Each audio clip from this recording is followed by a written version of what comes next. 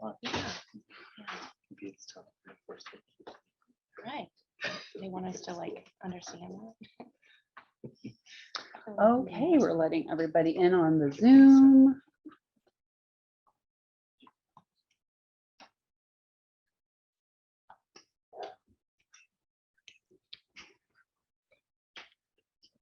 Every time. A couple more coming in. Okay. Oh, yeah. I'll log back in. No, I'm not on Zoom because I'm sort of in the window here. Log in. Thank you for having that shooting at us, so we didn't have to. That was my thought process. I All wanna right. get on the Zoom, but Chat too. Hold on. Kathy, Yeah. Way off. I must have hit that. Oh, I hit that. Must have hit that. I have to- Way off. No, I hit login.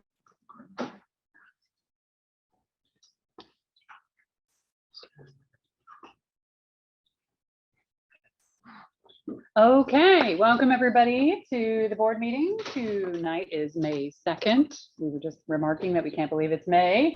And we first and foremost want to say Happy Teacher Appreciation Week. Yay, we love our teachers and we know there's lots of activities going on this week to celebrate our teachers. And so we are very thankful for those folks and glad of that. So we will call our meeting to order at 7:34. So bear with me. I know we've got a few more people walking into the room and we've also got a few more people joining Zoom. So let me just make sure that we are getting everybody in. I can let them in too. Yeah, if you want to Yeah. be the tag. admitter. We'll tag team. Okay, that would be excellent. We do have a good group in the room and on Zoom. All right. What I would love to do is quickly review our agenda for tonight. Thank you for bearing with us, starting just a little bit later than we usually do. So we wanted to make sure to accommodate all of our board being able to attend, to be able to hear and all respond to all of the discussion. We know that many people are interested in this meeting. So we are going to start with a quick approval of our April 11th board meeting minutes. So that should be a quick and easy one. We do want to offer a quick opportunity. I personally recognize this is testing week. So if we have any students here who are planning to speak, we would like to just pause for a moment and offer them an opportunity for their public comment. We will return to public comment again later in the meeting, but we do recognize that we want our students to get sleep. And I know that too. So we will pause for that student public comment. And then we will head on to our PTO update, and we don't want Sarah to have to hang out too long if she doesn't want to. So we're going to go ahead and pop her up to the top of the agenda for a quick PTO update. We will go through our principals report. By the way, just quickly, this agenda is on board docs, so y'all can kind of follow along too for anybody who's online. We will make sure to hear from Patrice, Kathy, and Jared on their report. We will go on to Philip. We will then do some committee updates, including a number of different areas there. We will have plenty of time for board regarding the charter, the middle school merger, and the lottery. We will then have public input and comments. We will then have more board discussion and a board public statement. We will then conclude our evening with the executive director discussion and what we plan to do and the vote and discussion associated with that approval. So, and then president's update from Stacy, and then we will adjourn, I do believe. Yeah, So feels like a full agenda. So if we, without further ado, if we want to go ahead and do a couple things also just for protocol purposes, again, want to let everybody know these agendas are visible to you on board docs. Since the last meeting, we have also updated some additional information for you on board docs in terms of all of our meeting minutes from all of our committee meetings, all of our working sessions, anything board related. They are public meetings. So we are making those easily available, conveniently available to you. Of course, you can always request something as well. So hopefully that is of assistance to you in communication. So without further ado, April 11th Meeting minutes. Any questions? Any comments, updates? I did not see any additions to be made. Okay. Have a motion? Make a motion to approve the April meeting minutes. I'll second it. All in favor? Aye. Motion carries. Oh, any opposed? Okay, motion carries. Okay. All right. Thank you very much. All right, we are going to head on to any students who are here in the room. We will start with you first. Reminder of the guideline of public comments. You have 3 minutes. I'm wondering if I could ask, I'm going to look over at Miss Eileen and Miss Nicole and see if they might be ready to be my full timers for that 3 minutes. That would be great. So you have up to 3 minutes, and if you want to just raise your hand. All right. If you're able to come up, it's great because our speaker's here, so that'll just be helpful for everyone hearing. Who am I speaking to? You're speaking Oh, to all of us. you're but the good. speaker- It'll The take- speaker is Speaker here, for, Zoom. For the audio. but you don't have to look at it. Okay, You can you're good. look Yeah, out. okay. He'll It's still okay. get your voice. You're good. You're good. Okay, All good. No worries. We got you. you said there was like a timer. Do I just start? Yes, you do. Okay. I came to Innovation Montessori in 5th grade because of the unique opportunities it offered. This year, my mom and I went to the high school building a few days early to talk about senior parking spaces. Miss Patrice was there. She said I was the first student to set foot in the high school, and we even took a photo to commemorate it. Given the recent decisions about the merge, I felt rather betrayed by the administration and board of directors. The way this decision has been conducted was undemocratic. It betrays the high school Montessori guidelines of student involvement and ownership. Parents who brought their teens here specifically for how the high school is advertised weren't even consulted. Middle school and high school students have differing maturity levels. Middle school spans from the ages 12 to 14. Add that to high school and you've got a 6-year difference in age. This is like saying our freshman class of 9th graders can sit in with 2nd-year university students. Older high school students are preparing to go off into the world, while middle schoolers are still learning about how it works. For this reason, many high schools typically have freshmen-only wings. Maria Montessori created Erdkinder, an Earth school for ages 12 to 15. She recognized that early adolescents have unique social emotional needs. Originally, we were promised our own high school of 800 occupants. Due to COVID, plans changed and we were cut to 288 students as per one report. And now the administration wants to cut that off further to bring in middle school. This has been very stressful for the high schoolers who had no warning about this change and weren't allowed to have a voice in this decision, which directly goes against Montessori values of involvement within the high school. Furthermore, our IMHS liaison, who advocated our opinions to the board, was fired. It's also painfully obvious the opinions of teachers have been silenced. Students are stressed about this merge, yet none of our teachers will discuss any of our concerns with us. They fear for their jobs. This is sad. It isn't Montessori and does not sit well with any of us. It was already hard enough to find a math and Spanish teacher this year. We should foster a more positive environment so we don't lose any of our beloved teachers. In addition, the process of how the vote to have a lottery and merge wasn't transparent to the community and executed unethically. Please refer to the petition you'll see tonight. We have also conducted a survey and have a signed petition from all the voices who cannot be heard tonight. From my point of view as a senior graduating from IMHS, our high school is worth fighting for. We hope you see that too, as your children will want their own high school space someday. We are not happy with this decision, and many have been silenced when they've tried to speak up. Let's think deeper on the culture we're creating here. In the words of Maria Montessori, the education of a small child, therefore, does not aim at preparing him for school, but for life. My teachers have taught me to think independently, and I know that this is wrong. What was done to our substitute was wrong, and I'm here to convey it to you and do my best to advocate for all affected and my fellow students. There are other students here to speak up as well. Please give them the grace and courtesy you ask of us.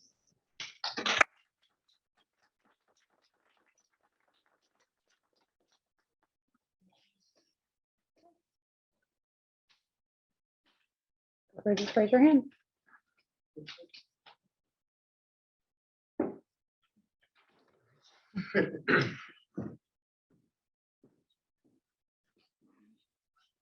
Good evening, everyone. It's often assumed that we teenagers are lazy, lackadaisical, and glued to our phone screens. But I'm here to represent that those stereotypes are not all we are. I'm here to show that we're more than that we're willing to show up when it matters. Tonight, I'll present to you the voices of the IMHS students that love their high school who don't feel heard and are making a plea to you, the board, for help. Mo, Jovi, Ava M, Samuel, Bryson, Christian G, Dylan L, Juan M, Kenzie, Nathan B, Cannon, James C, Matthew O, Tarek, Nora, Ian, Eliani, Christopher C, Sam C, Taylor, Olive, Mar, Melanie V, Ra, Yasmin, Ariana, Cillian, Squish, Ajax, Caden M, Tori, Sophia F, Augustin, Michael S, Ari, Jeremiah, Sophia S, Patrick C, Julia, Raphael M, Annalise, Pablo, Devin, Jacob C, Jalal, Armando, Jordan, Jamie, Elliot, Jacob B, Andrew G, Andrew S, Jay, Reina, Raphael B, Leo, Genia, Natalie, Emily, Yave, Javiel, Dion, Nico, Emmanuel, Elena, Sarah Z, Yuri, Oscar, Jadrian, Yormani, Timmy, Cam H, Chris H, Brody, Lucia, Rachel, Ireland, Fabian, Pedro, Khalid, Evan, Melanie T, Riley W, Lily K, Owen D, James P, Noah F, Annie, Felipe, Janaya, Karina, Alexa, Christian R, Chloe, Aiden S, Matthew D, Yesha, Noah O, Juan G, Cam C, Mariana, Caden W, George, Zoe, Davi, Aiden L, Gavin, Ariella, Carly, Ava P, Mila S, Giovanni, Milena, Marcos K, Kelly, Brian, Sarah D, Owen B, Dylan R, Liam, Raymond, Daquan, Ethan, Kayla, Kaylee, Matea, Brighton, Nathan W, Mika Yadeli, Jaden M. And 2 students did a video petition, Colin Patel and Jake C. These are all the kids who are against the merge and are here to say SOS, save our school. Full transparency, some kids did try to sign this more than once, but it's not the right thing to do, and I told them so. It's also not the Montessori way to do things. I hope this shows you that we want to work with you in a productive manner when it comes to problems that need solutions instead of being silent. Thank you. Have a good evening.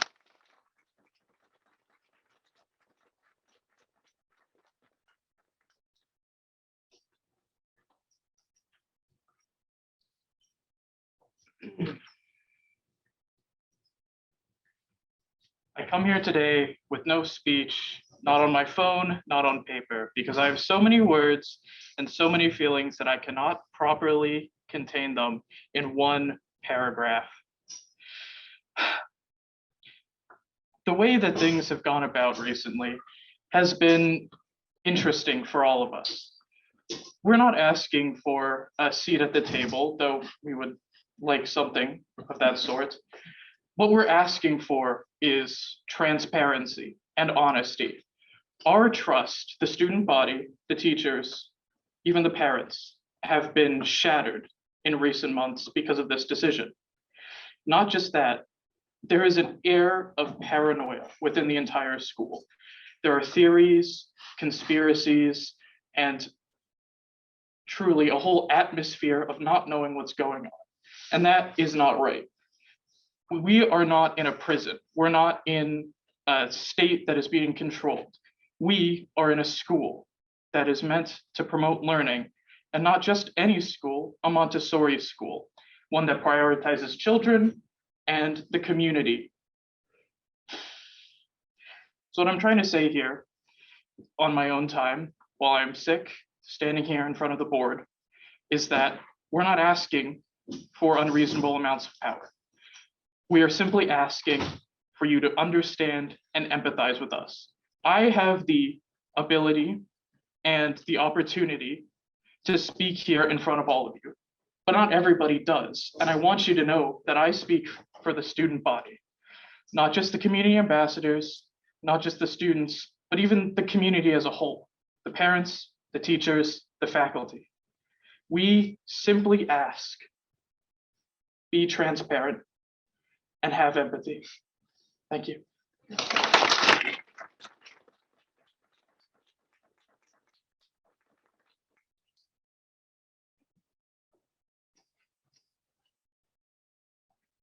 Other students?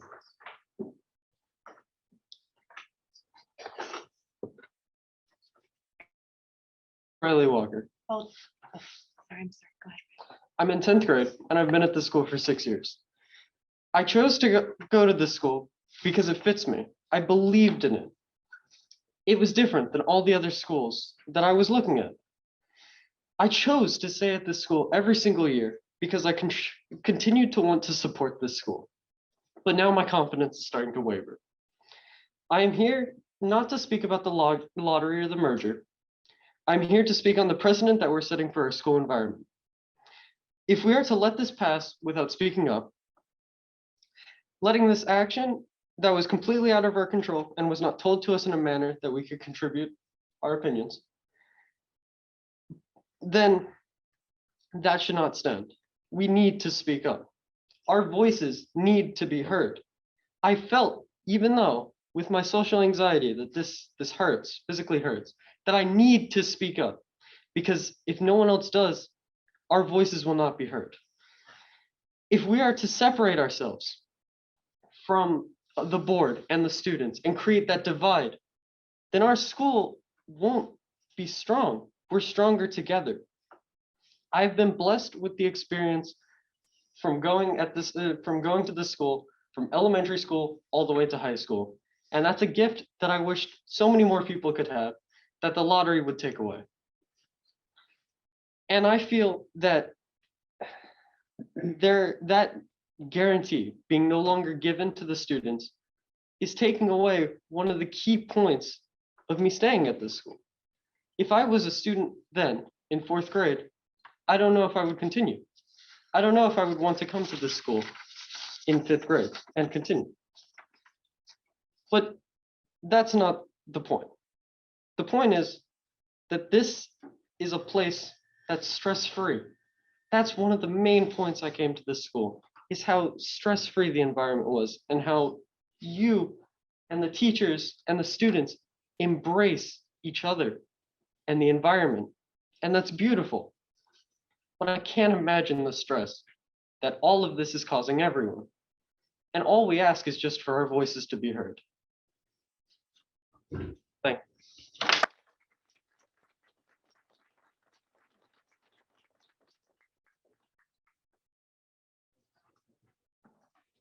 Any other students in the room?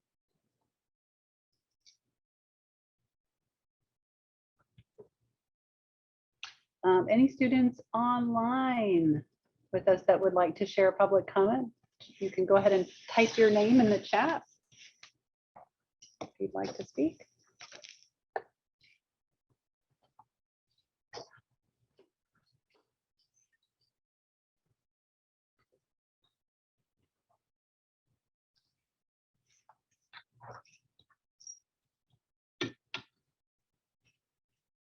Nothing yet. Give everybody just a couple more seconds. Any students out there?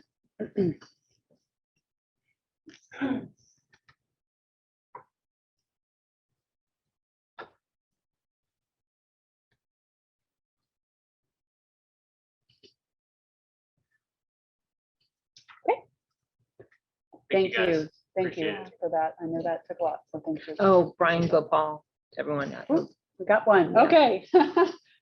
Brian, I see you there. Hi, is my mic working? I was having some troubles. It is. It's working. Okay.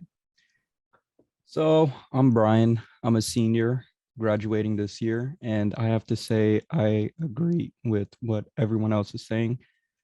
I personally do not support the merge, and I feel we should have an opportunity to be able to speak up and have our opinions considered. I felt going through this year that it was much different from every other year I was here at IMHS. I felt welcomed in the community, and I felt like it was a family that we were developing at IMHS. Although once we got the new school, it seemed to stray farther from that. And I wouldn't say it's because of the new students, but more of the transparency that we've lost this year.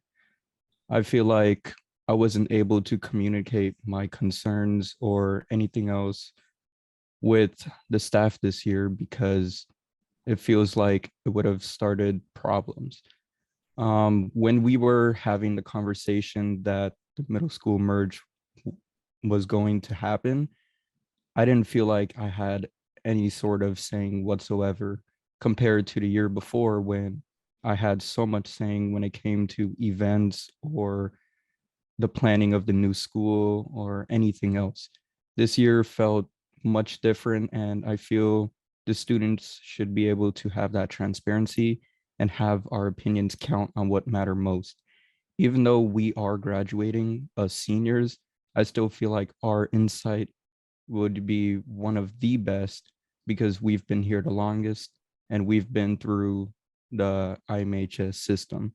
I've not been here in middle school, so I can't speak about those that have been here longer than me, but my high school years here at IMHS was amazing until it came to this year where it felt more stressful, which I wouldn't like other students coming forth to IMHS or graduating to have that struggle as well.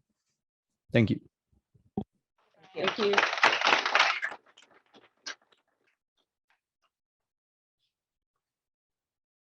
Those voices, I cannot move forward without saying are Mhm. such a strong representation of what Montessori does for our students and our civilization. So thank you for your brave hearts and your strong minds. You are greatly appreciated and your voices are heard.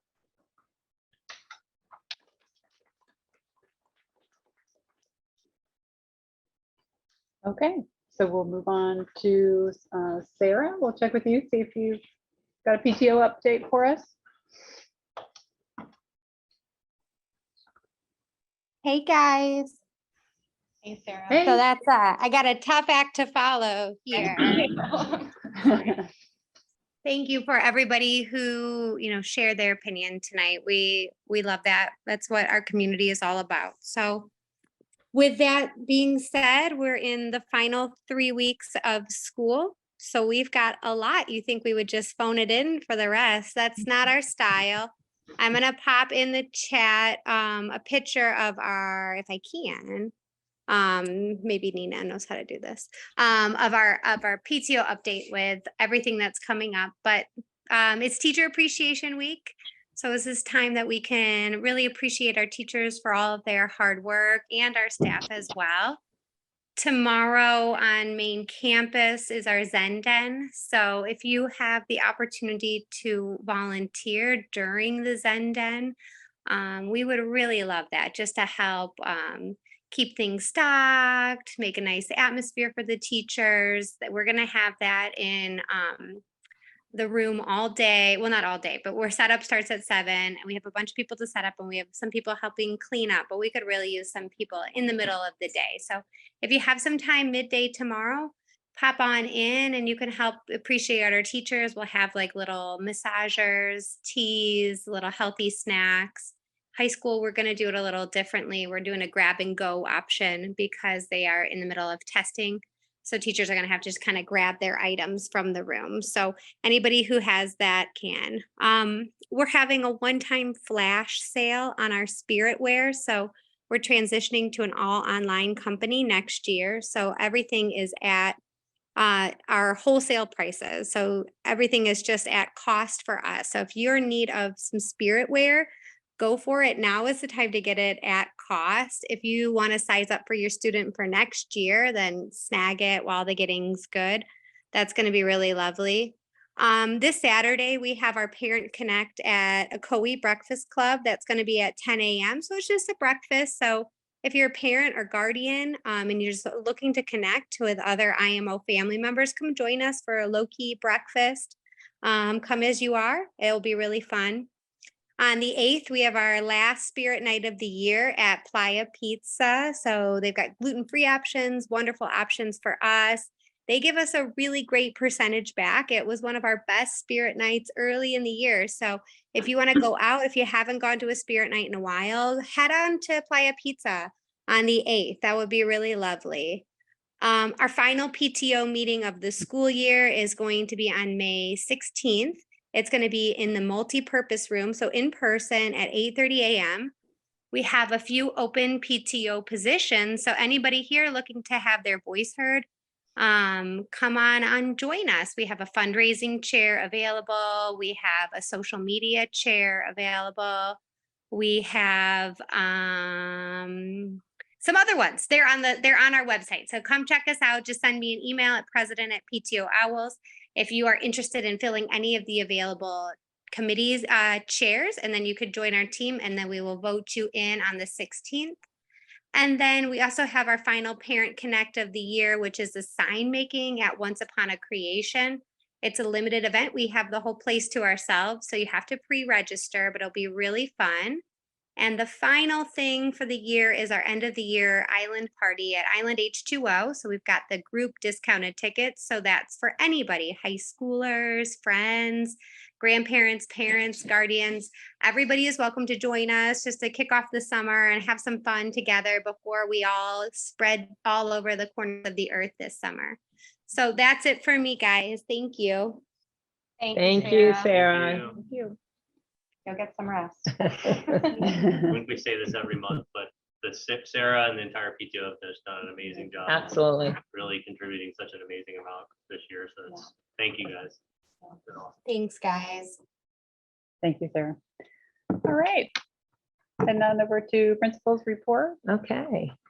So I too want to just, call out, like Stacy did, that I appreciate all the students, coming forward, and know that my office is open, and definitely come in and we can talk. Kelly, definitely before you leave, we need to talk, but we are always open to hearing from you. And all I can do is say, please come in and talk. We appreciate you.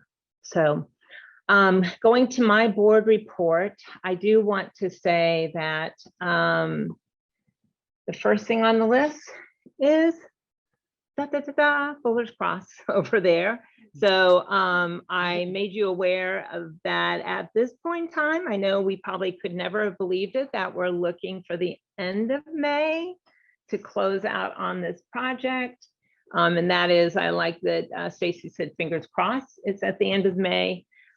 We are MAP contracting that is going to be doing the Fuller's Cross cut is getting their MOT approved and their permits approved. So that should happen pretty quickly. There is a drainage problem that they're dealing with, and I provided you some information, and Stacy and I actually kind of looked at it out there. When you leave, you can, well, maybe dark, you may not be able to see it, but it's pretty obvious, the little pond that we're. Pond and the ducks are adorable. Yeah. Like, adorable. There is definitely a pond. The soccer field, I meant to look up, Marissa, I don't know if you can see it, but the soccer field is supposed to be finishing this week. So I meant to look before I sat down. So they are going to bring, we couldn't get the grass we thought we were getting. So we got something called Zoysia, yeah. And so they're going to bring a truck that's going to roll it out as well. And then there's a whole bunch of things that have to do with fertilizing and maintenance that they're going to make us aware of. The landscapers are also, once everything is finished, then they're going to come back into IMO part of the property to address some irrigation problems that came up with the construction. Any questions about that? Brad, I see you looking. So just remind me again where we landed on cost for that final piece of work there. Yeah, we It's kinda didn't. going up and down and back and Yeah, forth. no, because an AJ provided one last contact. Unfortunately, when push came to the shove, they did also back out of doing this. I think because it's because MAC contracting has already done so much of the work, it's such a small portion that we haven't been able to. So right now, we're still standing at that 240,000 to complete it. Wow. All the conversations is that it's not going to cost that much. That's still just their estimate. Yes. Until it's actuals at the end. Yeah. And they have been higher on a lot of other things. But it was So far. 300, I think, last time we Right. talked. Right. At least It's lower. It is lower. And what does that do to your contingency? Right now, we have about We a had $30,000 in the contingency right now. We're hoping it gets closer to 60 because MAC contracting with the under drain work, I believe it's the under drain work, they said it was going to be 75,000. And then they came in and said it was 35,000. So one good thing that I think our project manager is doing, they are supervising map contracting a lot, so they can really verify that they've used manpower that they said they've used and done what they said they're supposed to do. So we're hoping with that oversight that it will and save us more money. How long is that gonna take for them to do the work when they do it? So the actual work should only take, in fact, they're trying to even do it over the weekend, like from a Friday night to a Sunday. Yeah. And that's what they have to work out with the traffic plan that they put Close with it the, in. Yeah. but it's with the county, it's not with the city, because I think they're thinking they'll have to do something overnight. Yeah.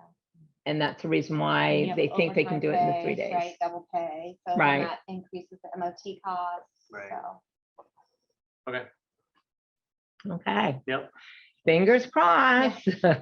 We thought we'd have a soccer field in October, but Oh, it's over there. we'll have one. I know. And just for those who were looking for, we are going to have the School Advisory Council. It's going to start up.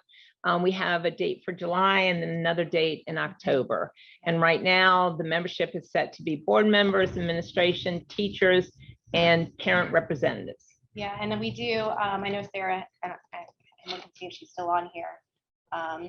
But we wanted to discuss adding, having PTO add their parent representatives selected. So if you could incorporate that into that process, right? But to create those representatives from the PTO selection, that would just be primarily focusing on the SAC committee participation.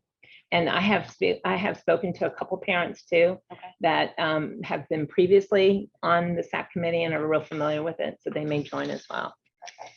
And can we restate the purpose of SAC and clarify what we're So- looking for from participants? Yeah, so the School Advisory Council was started a while ago, and the primary purpose is for continuous improvement.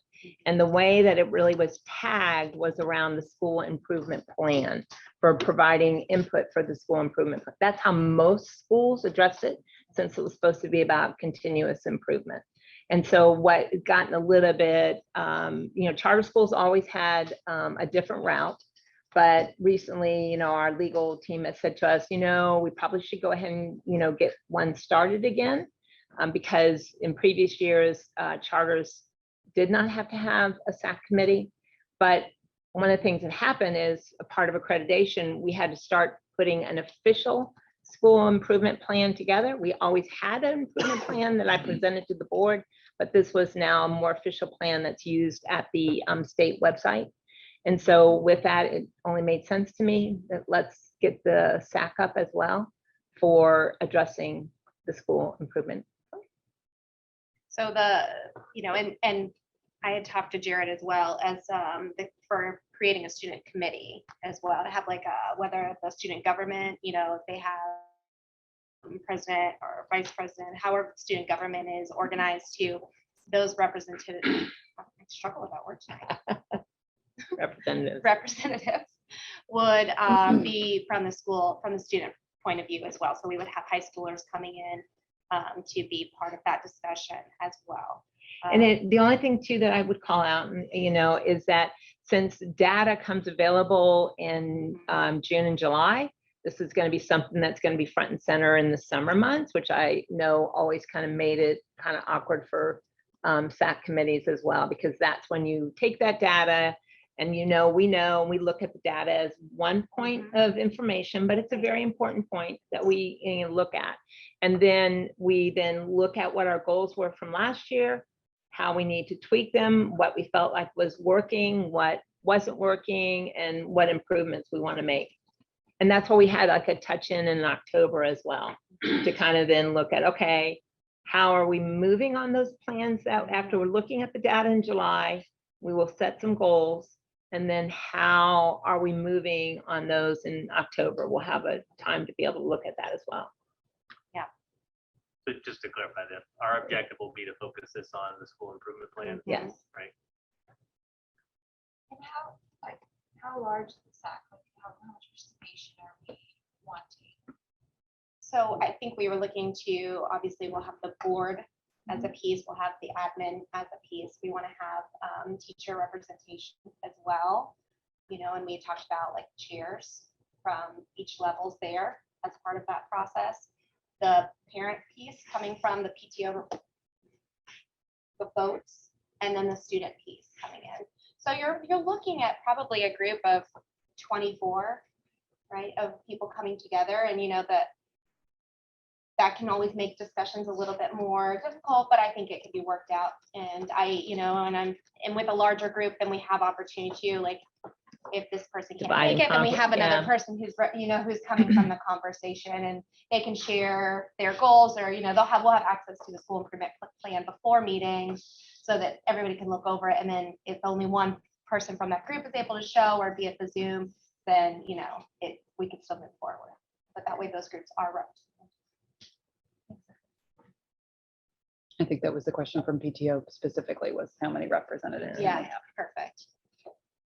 But I you're would saying say- 24 in the total group Yeah, size, so so. it's like 8 That's a different, large group. It's a bigger, it's probably a bigger group, right? Right. And I'm counting for. And a it might big be portion divided of between, the board here and the Right. admin. Well, and then you have, 6 coming, 3 from the high school, 3 from parents, and then the teaching piece, right? They need to be there. That I would Mhm. really want Yeah. the teachers there as part No, of it that adds up. process. And so, because they're going to tell us how their interventions worked or didn't work, right? Right. Like, and then what resources we need to make sure are in place to move us forward for the next year. That's probably around 20.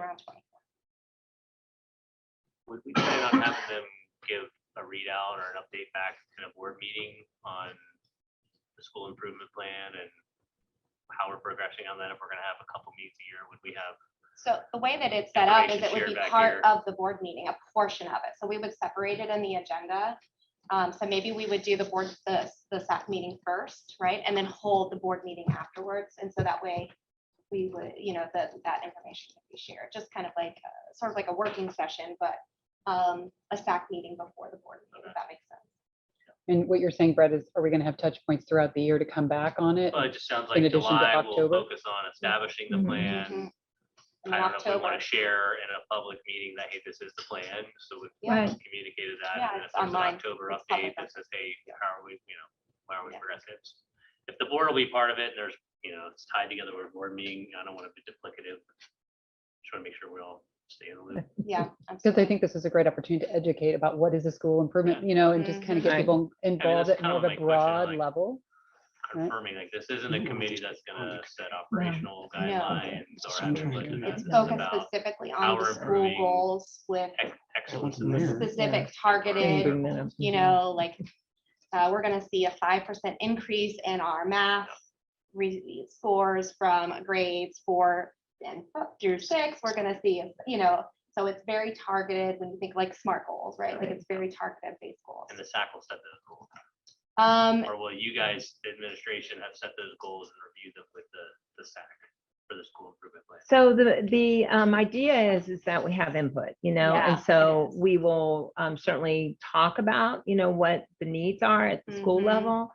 We'll have, in previous school advisory councils that I've been in and I've run, is that it's not usually that many people, but we have a lot more Yeah. grade Bigger, levels yeah. to, spend. So that's different because the ones I was a part of were always elementary. So you just went kindergarten through 5th grade. Mhm. But certainly, yeah, very similar to the makeup. We had maybe about 10 people there at the meeting, and very similar. You look at the data, you look at what you had hoped to achieve, where you may have gone above and beyond, where you Yeah. may have seen more struggles. Then you have an open conversation about whether or not it's programs that we were using for interventions, or, what the targets, still need to be and what changes we need to make. And you can technically also task Right. members to go and work on certain things as well. So that can be part of that process. And then we have that tension point in October to say, all right, how are we doing and what do we need to tweak? Question related to length of time. You mentioned 24 people, and I know some of our strategy sessions over the summers where we would Oh, it spend would- 6 great hours yeah. together. Are we? They were interesting and engaging conversations, and I think they've served us well through the years. Yes, yeah. would we be allowing that sort of time, 24 people in a 1 hour or 2 hour meeting? I think there's some pre-work that can be done, right? Like I think as an admin team, they would need to go ahead and maybe come up with some potential areas, having already aggregated and looked at the data beforehand, come up with potential goals, and then we can then focus those specifically as a committee. But like pre-work would definitely need to be done and sent out prior so that it does save that time in the meeting. I think that we can definitely consider that. Not that you are not a fan of a 6-hour meeting. No, actually, it's the reality is the meetings are beneficial. They are, and they those of us are. Involved in them Yeah, were able they to are. contribute a Yeah. lot because they were long, right? Yeah. And that's a hard part of even in our board meetings. Yeah. Right? If we I don't think make that too much replaces work- those, right? Yeah. No, I definitely. No, I was no, hoping no. we'd replace those. But I would No. hope that the SAC committee would also be able to be involved, maybe even an initial meeting to discuss broader aspects of then work and a follow-up meeting. And I'm not sure what that looks like, Mhm. but would just say, I think we want to make sure, especially given current dynamic of where we are, that we want the committee to have enough initial input that it doesn't end up feeling like, well, I've made it on committee and now I don't actually get to say anything because it's too Right, short, it's too no, polished, right. it's too done. It needs to be, I don't know what exactly that works, but I think in order for it to be Yeah. meaningful, it needs to not be convenient on the calendar because there needs to be enough time Yeah, devoted to it that we can right. actually engage in it. No, that's valid for sure. And I think that, as admin kind of gets some of those data marks Right, back, right, absolutely. in June, fingers crossed, state of Florida, that comes in, that they can then, take a look at that and with the plan can really be laid out for, the week before to have Right. that pre-work done. So. Yeah, absolutely. And it doesn't replace any other planning meetings that we might be having over No, the we're summer, still where gonna I'm have sure a we'll work, have one of yeah, those a wonderful goal-setting long session over the sessions summer. that Yeah, you're not we getting out of that. talk about strategy and planning for the upcoming year. No, That absolutely. will welcome anyone to Okay, next on the agenda is I met with our legal counsel and they asked for this to be noted in the minutes, and I think I shared that with you. And this is a response to the petition because the petition did call out a couple of issues that they wanted to make sure that we addressed because they had some touch points, that they felt like it was like misunderstandings about statutory violations and about parent representatives, which we've kind of already talked about. But again, regarding the parent representatives that was talked about in the petition, that parent representative is talking about SAC. And so that's to facilitate parent involvement and provide access to parents and others with questions and concern and to resolve disputes. The parent I even got confused for a minute. So the parent representatives that are part of SAC are separate and apart. Sorry. The parent representatives that are part of the statutory requirement are those that are on our website, and they've been on our website for some time. And that is the Hilda Going for primary. Jenny, I always butcher her name, poor Jenny. Aparicio. I always butcher her name. She is for the main building. And then we have Kavita, and I butcher her name as well, for high school. And those are our parent representatives. So I wanted to clarify that for the notes. Sorry, I got confused after talking about We were SAC. just talking about So that. I know, Understood. I We're know. clear, yep. So those are our parent representatives, and they have been in place for some time. Then there was also a concern about the vote was done despite the Zoom, and I think you have these in the notes, you can just copy. The Zoom meeting rooms for earlier committee meetings were not being publicly posted. I'm reading straight from here so we get it straight. The previous working sessions and other meeting minutes discussing this change were not made available for public inspection prior to the vote. So in accordance with the Sunshine Law for proper noticing, this is what I verified. In looking over the information posted on the website calendar for both working sessions on January 10th and March 23rd, these working sessions had the requisite number of board members for a quorum, and no Zoom meeting was offered to the public. one of the things that we want to make clear is we offer the Zoom link because it's been helpful to our community. But the only time that we have to have a special way to offer the Zoom link is if we don't have a quorum present. And instead, in order to have a quorum, we have to have a board member online. And then it's a special notice, which I've even sent to you for the future, should that happen, we'll be able to have that notice. The minutes were taken and the Sunshine Law asks that minutes are taken, and should someone ask for the minutes, they would be provided. And that goes for committee minutes as well as for board minutes. The board minutes, meeting minutes are now being posted on the board docs. Correct. They're all there, and I really appreciate your guidance with legal support Yeah. of having something we can have in the calendar, which is where we recommend that everyone look for understanding when meetings are happening on the school Google Calendar. We will have a standard meeting set of language there that we're going to input that says this is what the meeting is. If there's and again, there may not be a Zoom link if we are present here in a public location at the school. But if there is a Zoom link, that would then be available. And also we'd include just a brief blurb about what's the meeting about, right? Topic, so that's clear and everybody can see and make a decision as to whether they would want to comment. Did I miss anything, Kevin? No, I don't think so. I think, ever since the governor's executive order dealing with COVID expired months ago, maybe years ago now, this time flies. Right. We've had all of our meetings in person. There's no requirement under the Sunshine Law that they may be made available on Zoom or by any other technology. They have to be open to the public. So they have been noticed, they have been open to the public. Everybody's been welcome. People have come to almost all of them. Our board meetings have been held that way. During COVID, we did hold some meetings that were done using communications media technology, as the statute calls it. That was available not only to charter schools, we get actually some special privileges with that. We're allowed to hold our meetings by Zoom in the same way that state agencies are. County commissions, city councils, school boards, the OCPS, they don't get to do it that way. So we have this special privilege, but during COVID, the governor let everybody do it that way. Right. So we did it that way. Normally we don't take advantage of this special rule we have to do it on Zoom. We have our meetings in person. They're always here in a public room on campus and people come to them. So that's our obligation, and I think we fulfill it. And we are happy to provide. We're going to do more in the Zoom, future Yeah. for your convenience. For convenience. We have for been having these meetings on accessibility, Zoom for your convenience. including recordings, things like that. So, And moving to board docs helped. That wasn't Yes. something yes. we did that selfishly because it was Right. easier for us, So I think we started that about Cost of money. 3 But it- years ago. but it's helpful for you all too. Yeah. Right. And now we really have a way to go out there and kind of manage all that Right. information much more easily. So, So Any Patrice, I just questions wanted- again? Yeah, I just Yeah. wanted to clarify again the parent liaison. So, I think we've had. this So we've, conversation and before. I'm going to tell you that we've kind of used parent liaison. I think when it first came out in statutory requirements, they used the word liaison. It actually calls it a representative in the Parent representative. statute, right?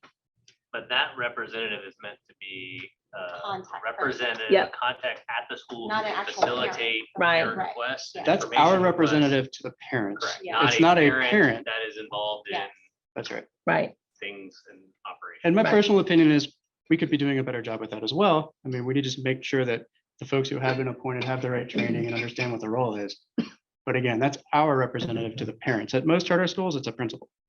So it's not like a parent who is selected from the parents to speak to us. You're all selected to come speak with us. You get to do it every time we have a board meeting. We appreciate it when you do. Cool. Makes sense. Yep. Okay. And then the other idea is, I can't remember who posed this to me, but somebody had posed the idea of building out an FAQ, particularly after this meeting tonight, because we know that there still are a lot of questions that people have about recent decisions. I think again, I think it's important because we certainly want to, that we're being transparent, and we want to be able to, it takes time though, sometimes for us to hear back about the exact information that we do have to share. But at the same time, we want to build out this FAQ that may be able to be in support of right now what everybody is going through. So it'll be a very quick, simple, easy thing. I'll probably be asking people to send me any suggestions they have. I started building it out a little bit, and I'll send it along as well as ones that you may have, as well as, you know, others may have for me. And that's it. Any questions?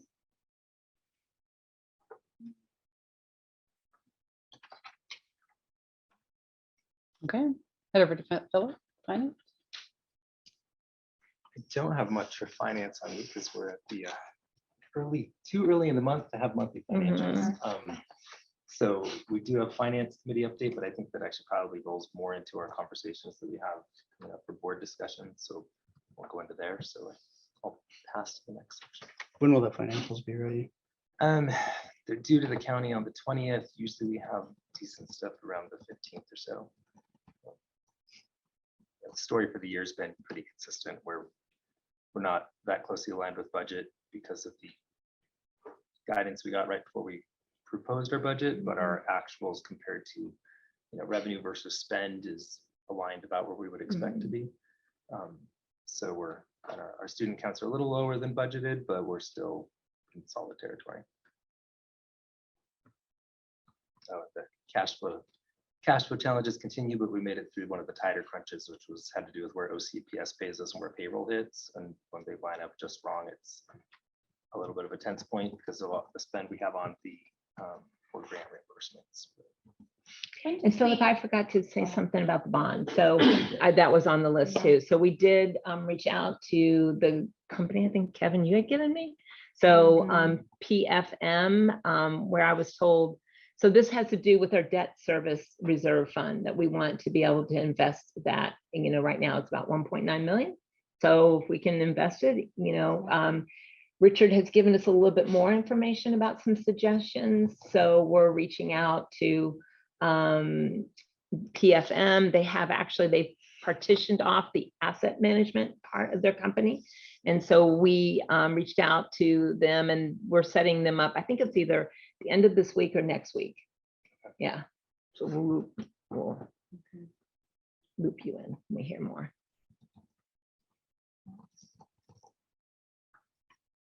Okay, so we had next on the list just committee updates. So Yeah, and I think that, we were going to keep this area a little bit shorter tonight, just knowing that we have. yeah, just a couple quick yeah. blurbs. I think Marissa, did you want to update them? Yeah, so last meeting I volunteered to resurrect the fundraising committee. So I spent the last few weeks kind of data gathering, met with Patrice, got some good information from her, just kind of understanding the history of what we've done with fundraising. It seems like we had some good momentum pre-COVID and a lot of stuff kind of died off. And so there's opportunity to resurrect some of that. Pizza Fridays, got some data from Dave, was one of the ones I was really surprised like how lucrative that was, but there's probably more to learn about that. I also spoke with Sarah from TO. We had a chat. And so like she enlightened me with a lot of things. I guess she gets requests or inputs from teachers, whatnot. And so after like further discussion, I think I'm picking a date on May 15th, Monday, May 15th, I checked the calendar. I want to have just like a brainstorm data dump. And I got Zoom access, thank you, to set that up, and I'll be doing that the next day or so.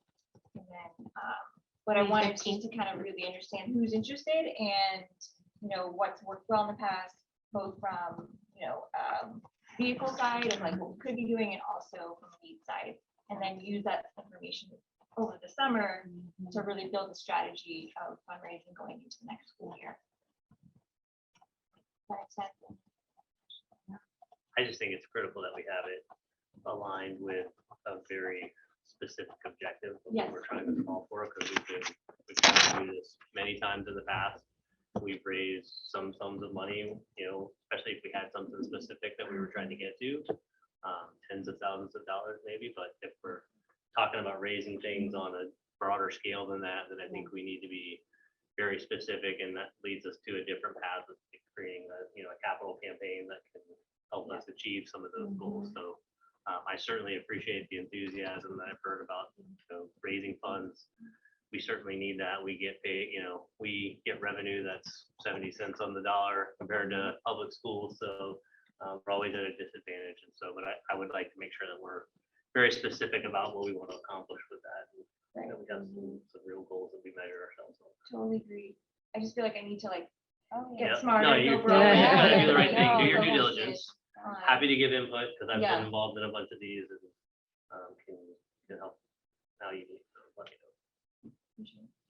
Yeah, and I hope, hopefully, the community who has different connections or ideas who are maybe done this, I would even encouraging grant writers to potentially maybe join in to that conversation who has had experience with that in their worlds to join you on that Zoom to kind of add to it.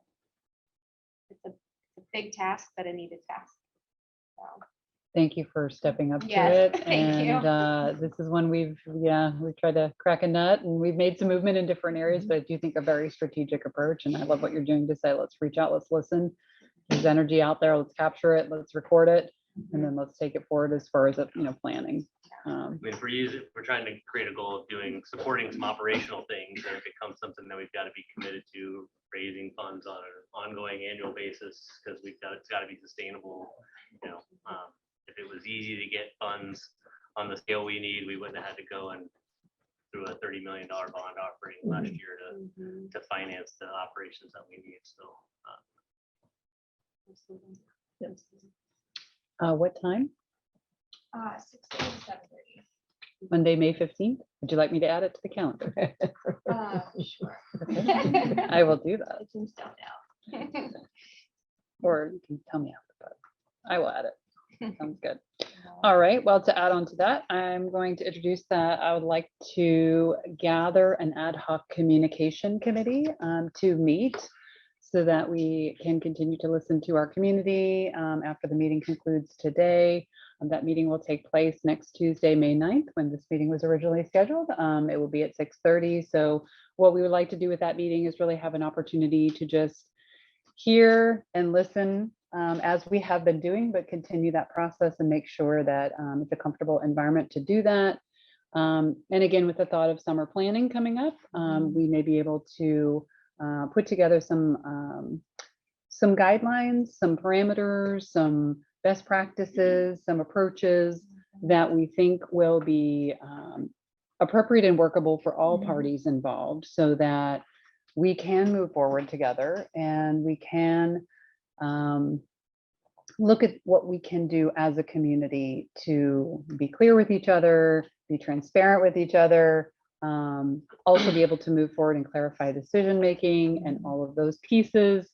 I know there was some excellent work that was done when John Wolf was here, our consultant, and Patrice was able to share some of that with me. There was work done with the staff around community agreements, things like that. Love to dig into that. And, we'll just come back to that. And it's, really just going to be a listening opportunity next Tuesday. So mark that on your calendars. So When you say questions about that? Yeah, when you say listening opportunity, is that about feedback on how communication has worked within the community? Correct. Not just any topic. Correct. I would like this to be about how is communication working at this moment in time within our community? What opportunities do we have?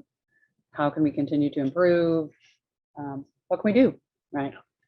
Are we going to be That's the specific topic. looking at current policies that are already in place? Is that going to be shared?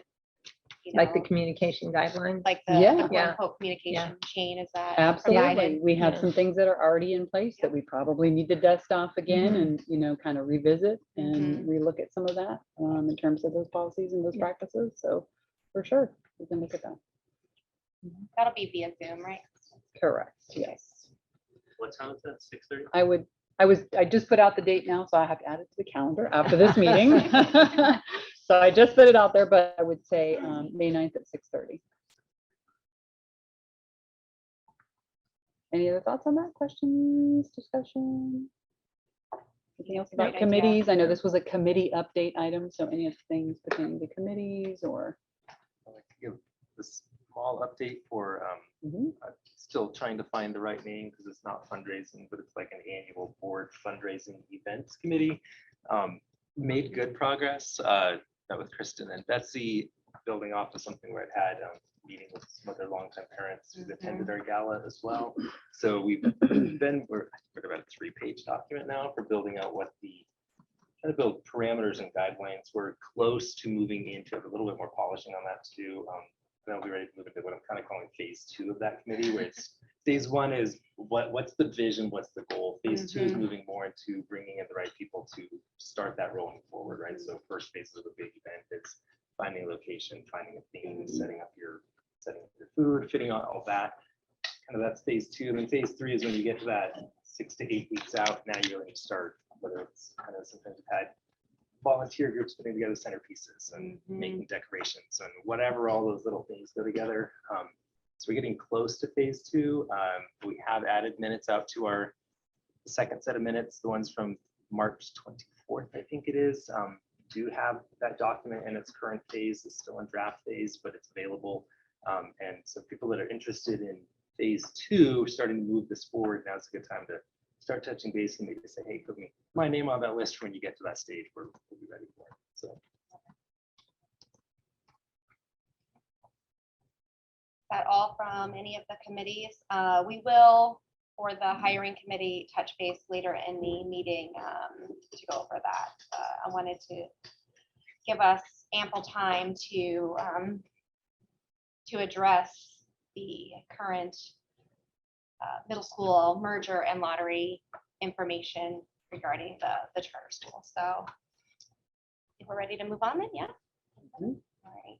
So I just had a statement I wanted to go ahead and read just to make sure I don't miss anything. I know there are still lingering questions and the community is definitely looking for clarification. Patrice mentioned the FAQs, right? Like, are we merging? When will this happen? Is a lottery illegal? Is there a plan to increase transparency and involvement? We heard that from the high schoolers already, which it was nice to kind of hear that focus and their passion for seeing that within their high school model, and not just in relation to this, but I think in a bigger scale. So that's kind of what I heard there too. So I just wanted to recap some of the processes that have kind of occurred.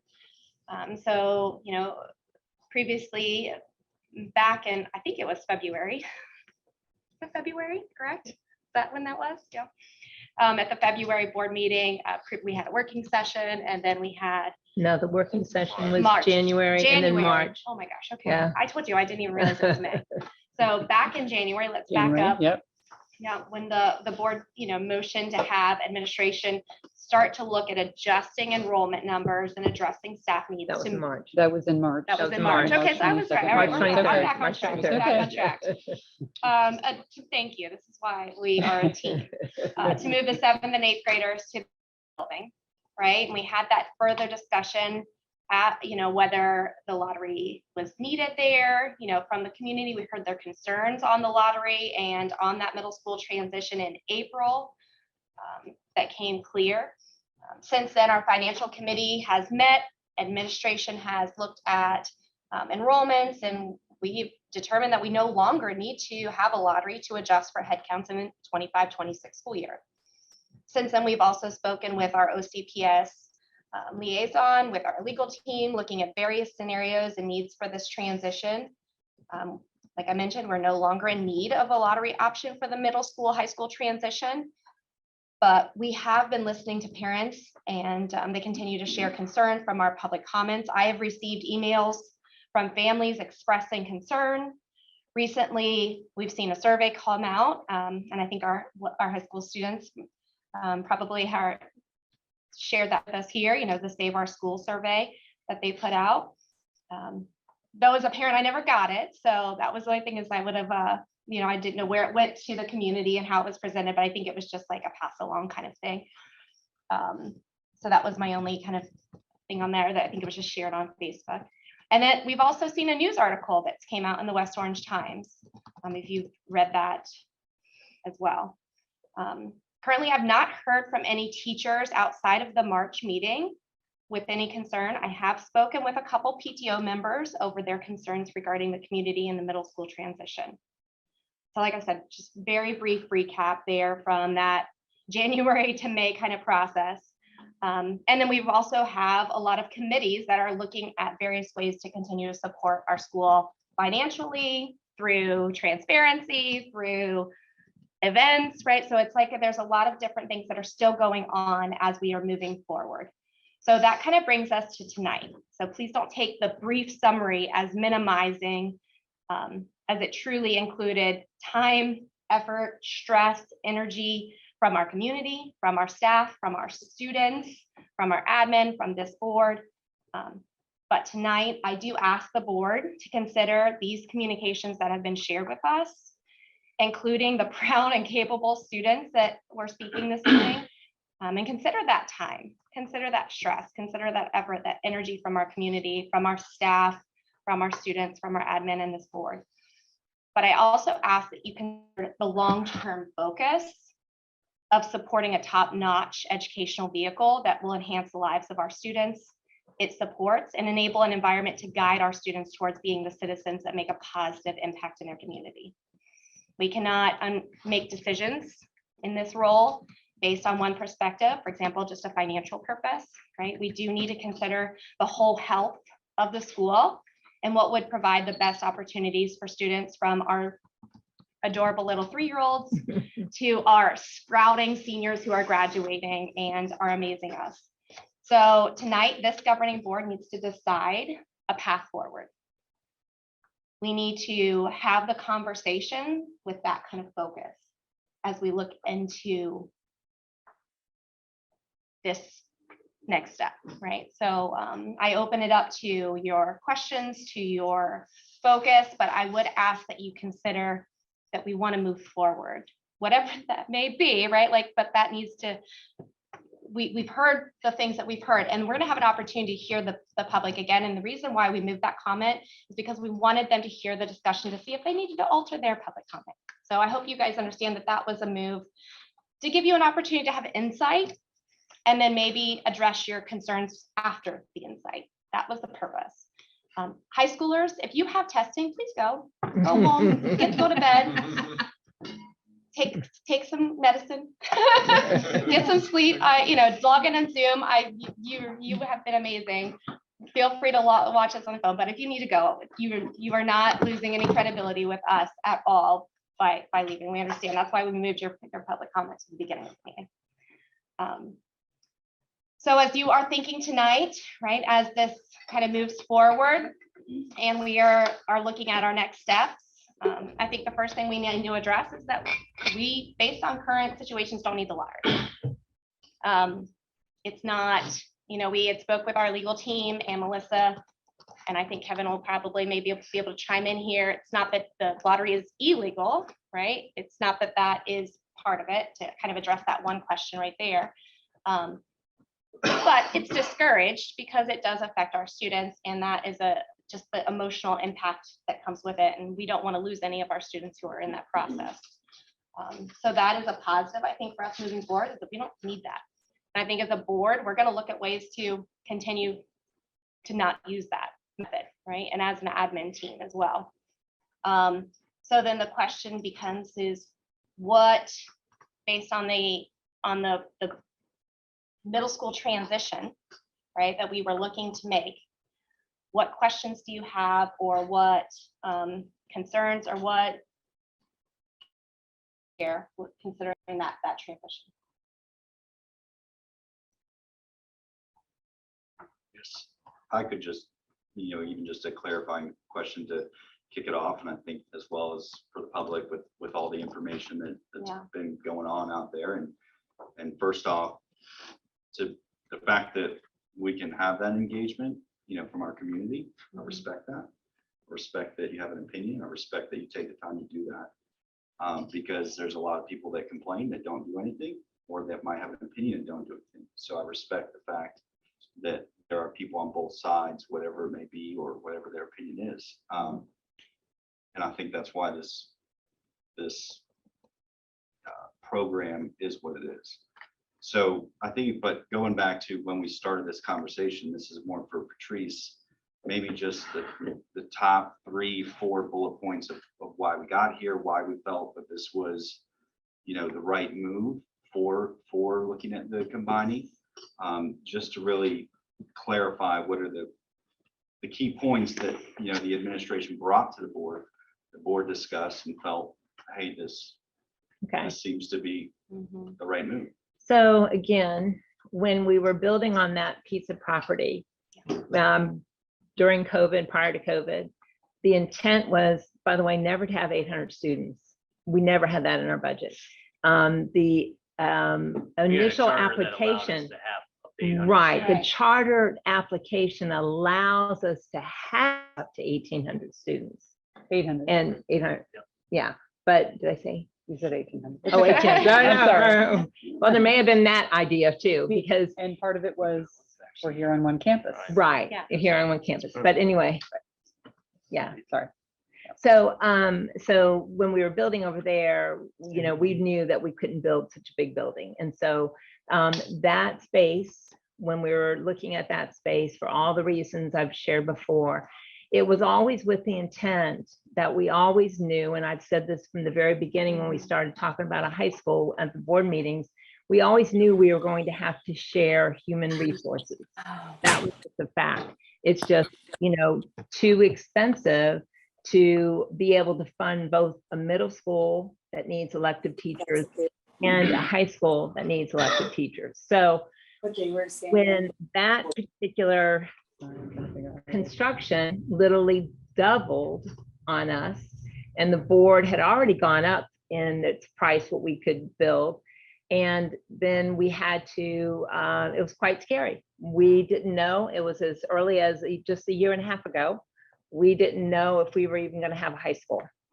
It was that scary. And then I came to a OCPS principals meeting, said something to the director that I was really worried because this is what was happening. And so she then told me about Silver Star. And my enthusiasm for all I cared about at that point in time is we had to have a high school. And we had children that deserved and adolescents that deserved that school. So we went full bore ahead with being able to purchase that school, get it renovated, wrapped it into the entire bond process that we were working on, and thought, I thought, maybe naively, but I was optimistic that we would not see the full thrust of not being able to have the ability to share resources between those two buildings. As we have begun the school year in September, October, November, I heard from both principals that it was not working as well as we had thought from all sorts of services, student services on down. And it really was exactly what I'd always been afraid of, that we're a small school, and to provide all the student services that you need in a middle school and all the student services that we need in high school is just not a strong reality where we should be. So when we also, come around in October, November, then Melissa had told me earlier on that while you consolidate your two charters, so we wouldn't have the two admin fees with OCPS. So that came on the table. And as soon as that came on the table, probably November, December, I personally started wondering, oh, could this also be a solution being handed to us? That now we might have an opportunity to merge the middle school and the high school, provide all the services that all those students need, and build a more robust program for all the students. I approached the principals in late November, December. We started talking about it, and then mentioned it at the board meeting, had some conversations with Brett, ahead of time, mentioned it at the working session in the board meeting. We had not even gotten to the point that OCPS had approved our consolidation.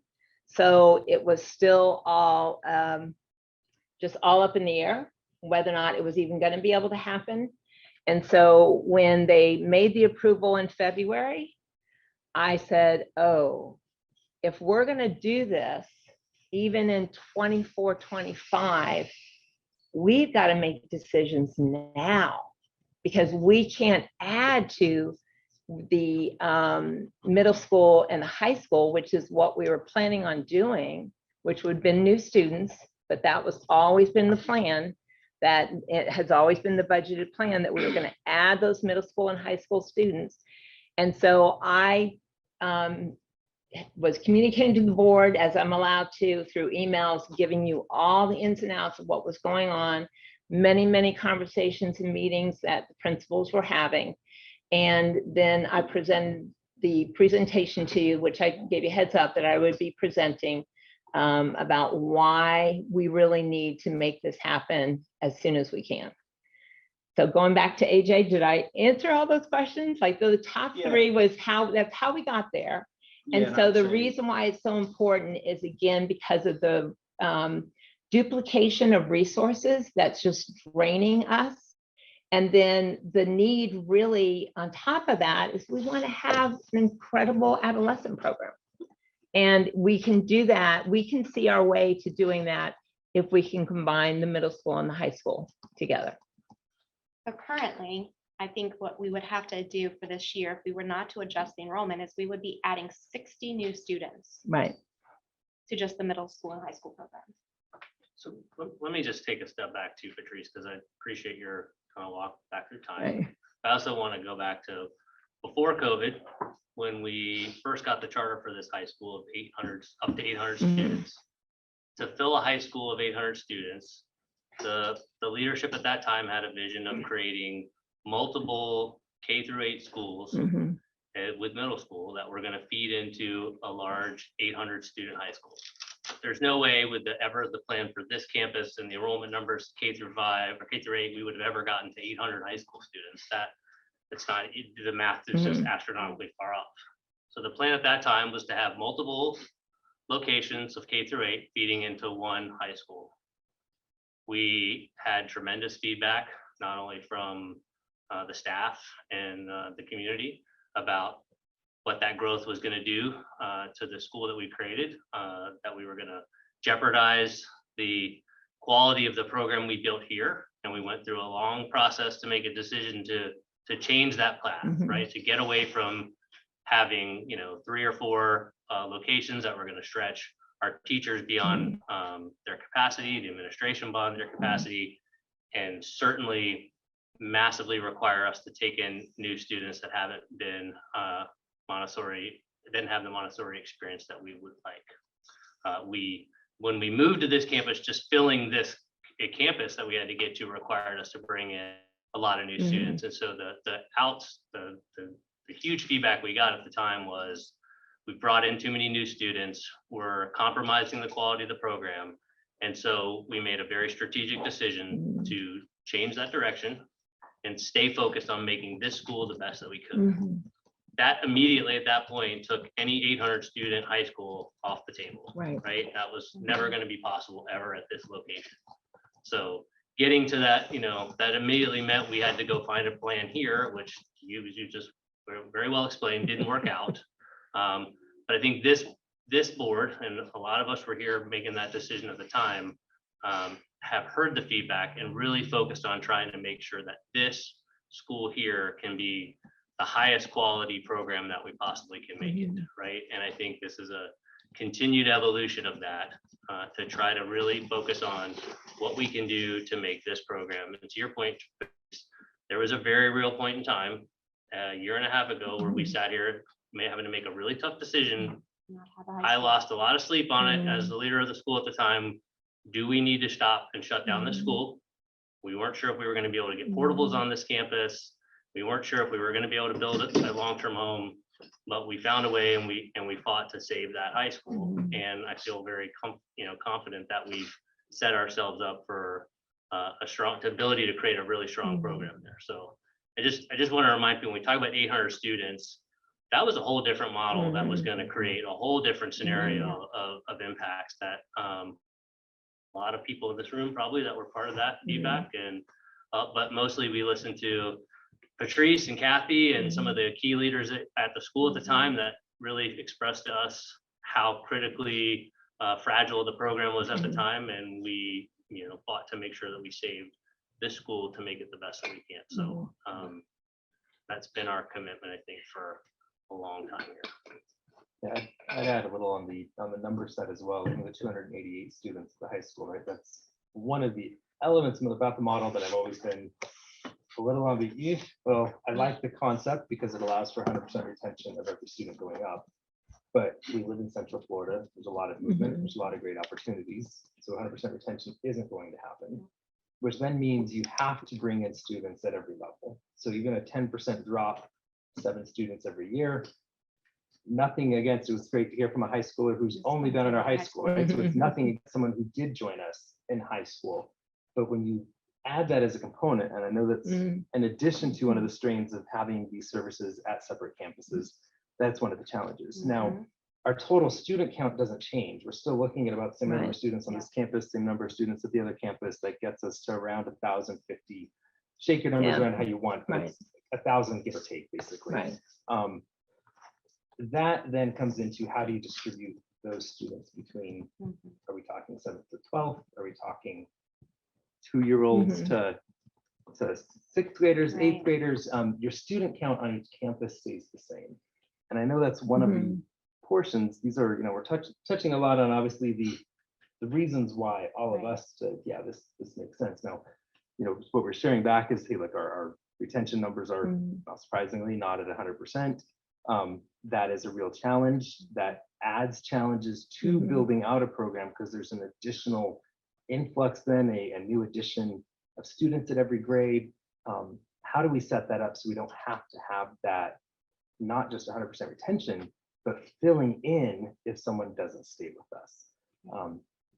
And the shift of middle school to high school, that they're putting them together, that is a space for it. Now, I think I'll let us get to the communication that I do want to make sure we do hear the community and respond to it. Because it's, as the treasurer, I've always tried to make sure we're not an organization that's too hung up on the bottom line numbers, while still always having awareness for them and letting them influence and flavor our decisions, but not be the sole driving factor. That's one of the benefits of being a standalone school that doesn't have an outside oversight committee. Wow, I just want to add, well, we also know though, as David's preparing for our first audit of our bond requirements, we still will always have those, so. There's a portion of, you pay your mortgage on your house, so you don't get to keep your house, right? Like, we fit into that criteria, and yeah, with an audit, there's a bit more. We do have an oversight from OCPS, but we don't have a charter, for-profit charter organization that sits on top that says, no, you owe us 5% or 3% or 7%, right? Like, so we do have a lot more flexibility in what we do with our dollars or how we choose to prioritize them. And while they're obviously critically important, because if we don't pay our bond, we don't keep the buildings. Well, and I just want to go back to kind of the acknowledging the high schoolers who did speak, because they do bring up some very valid points. And, like it was a big growing pains kind of year for us. It was the first year that we're in this new building. We have new administration in there. I know what it's like to be a first year admin. It's a tough role to take a school and develop it and build that model, right? Like you remember way back in the day with us, like Patrice. But it's a tough process, and there are growing pains in there.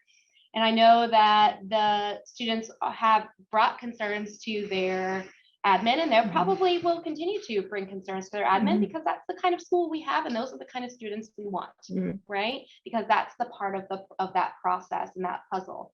But I do think that part of some of these different pieces is just a fact of a growing pain of trying to figure out what I'm teaching. I mean, how many preps do our teachers have over there? I'm sure I know I have teachers over there, but that's all, you have multiple preps and you are really extending yourself.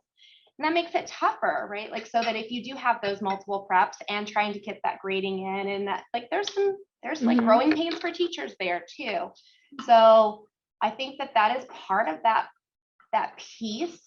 And then we had growing pains at our middle school. I mean, we had a point where there was 3 teachers who were out, and we had subs coming in and covering our middle school for months. Those middle schoolers were not getting the best instruction they should have been getting. Unfortunately, we do our best to try to fill those gaps where we can, and we were able to bring teachers in, but it takes months to bring new staff in, and so that's a process. So I think a lot of those different growing pains that, we've heard and we're seeing,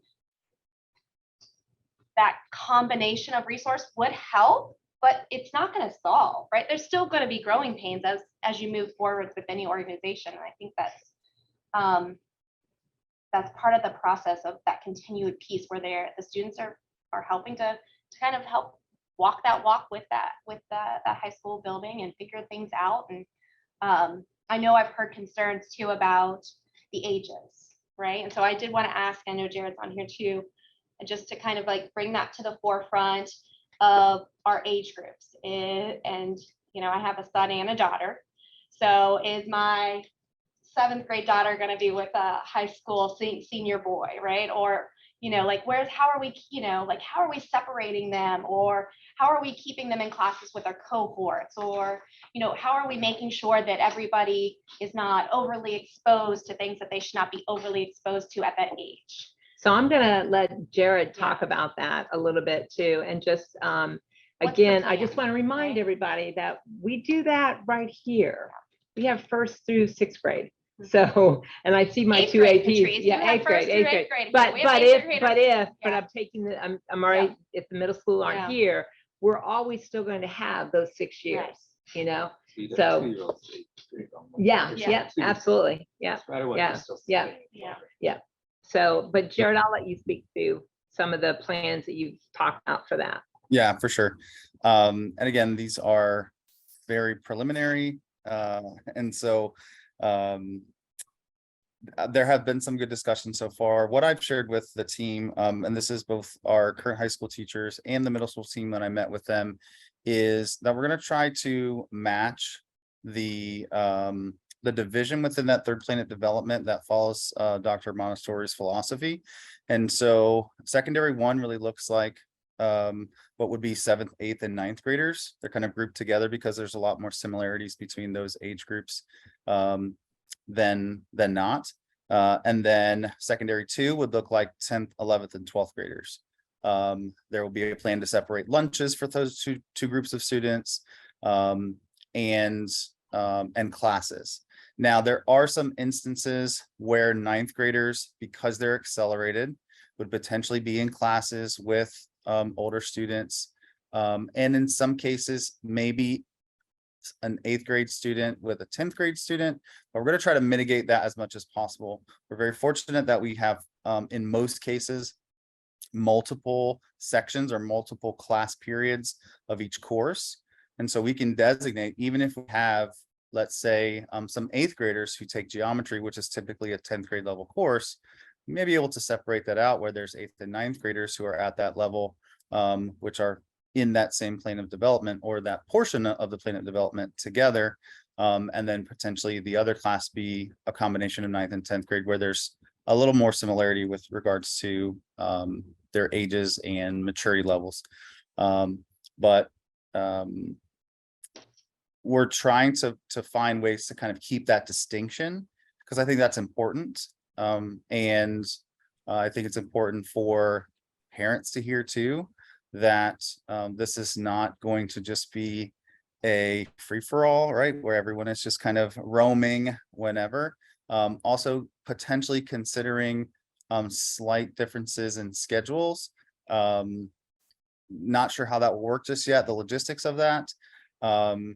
But those are things that are being considered, right? Those are things that we have had some initial discussions about. And we do think that that's appropriate, right? Pairing 7th, 8th, and 9th graders together, particularly in classes where that makes sense and where we can do that. I'm thinking like elective classes and, and potentially other courses where there would be a need for that. And then the same would be true for our 10th, 11th, and 12th graders.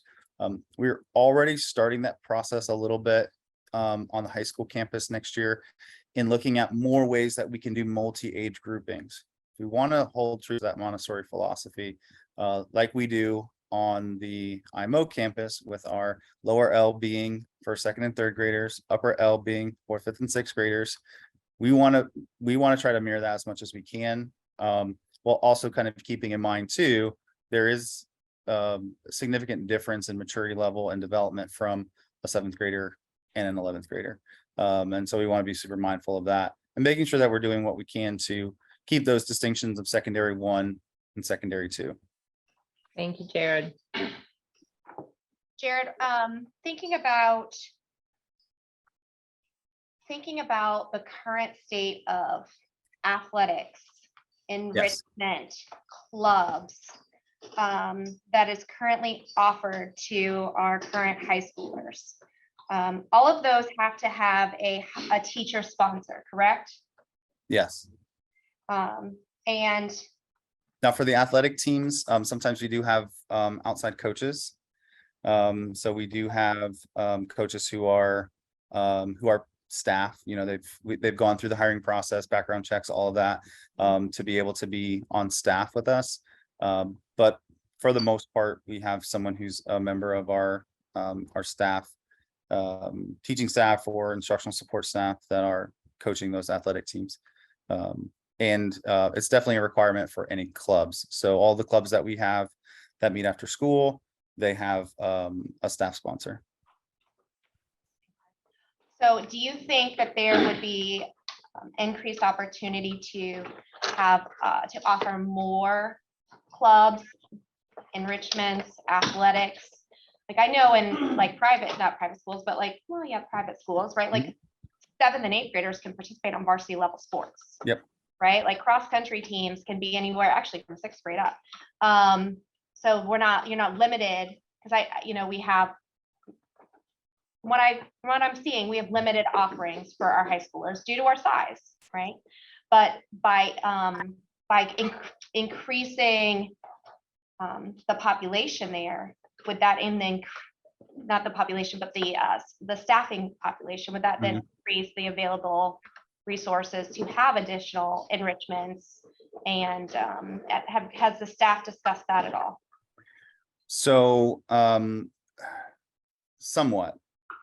I think that there's two things to that. So with athletics, there have been some preliminary discussions with our athletic director and Brandon, who's our PE teacher at the high school, about what that would look like potentially. We would allow those students who are capable athletically to participate in varsity sports if they're 7th grade, 8th grade. Obviously with the understanding too that, you know, there's supervision coaches during practices and games and all that. But if they're capable, right, if they have the skill set to allow them to be to make the team, and discourage that. There has been also some discussion too about, do we retain the middle school sports, because we do have the middle school sports that we currently are participating in. How would that look? So, you know, with their soccer, basketball, volleyball, that are strictly middle school. So we haven't really finalized that discussion. I think we're still too early to do that, but there has been some discussion too that we would keep both, right? So we would allow the students that would be eligible for the middle school sports to continue to participate in those sports.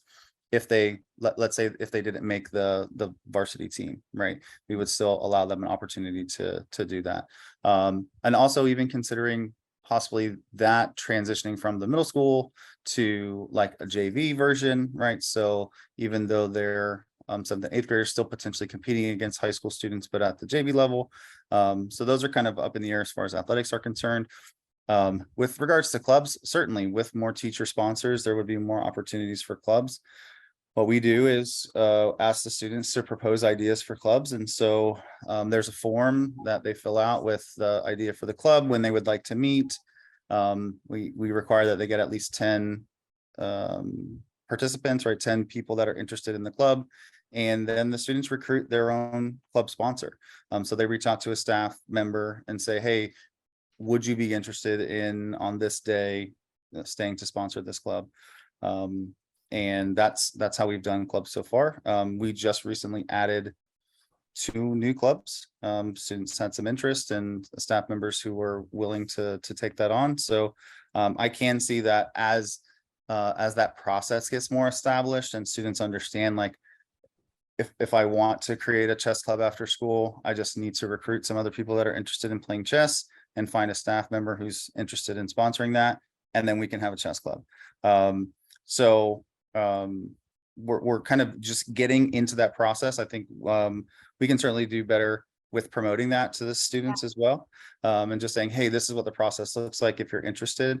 But our students do such a great job of taking initiative and ownership. And so I've had multiple conversations with students who have ideas, and I just direct them to like, okay, this is what our process looks like. And sometimes it fizzles out. Maybe they weren't able to get enough interest. Maybe they only had 5 people that were interested as opposed to the 10. And again, that's not like not like a hard fast number too, right? It really is just kind of a guideline. So yeah, to answer your question, yes, absolutely, there would be potential opportunities for us to expand the after school club offerings and athletics with the addition of those 7th and 8th grade students. And I saw you guys in the planning realms right now, maybe, you know, student survey to kind of gauge interest from middle school and high school in combining that, right? Like, and see what the interest is there, and that might help with some of those planning discussions and student committees. So yeah, thank you. Definitely. I wanted to chime in just as like the newest member of the board, and that's one of my first meetings in this decision, right? And I wanted to clarify that it was all about mission for me, right? So like what we were deciding couldn't be reversed, right? In many ways, or easily reversed, right? And so went back and I was like collecting my thoughts today, like our bylaws are like promoting high quality and authentic Montessori public education, right? And so through the discussion we had, like we felt like we could do better for adolescents, right? And so that's that high quality.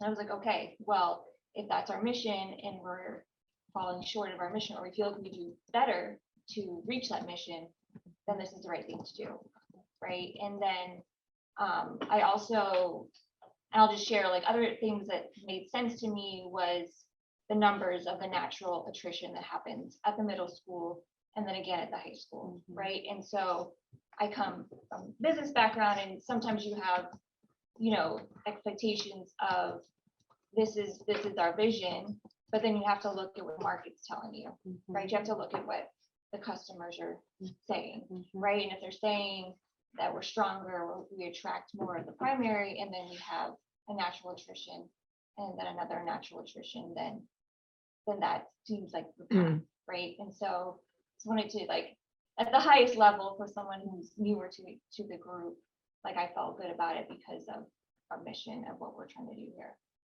I also like just watching what's transpired, like all the emails and not being like really like a parent in this community.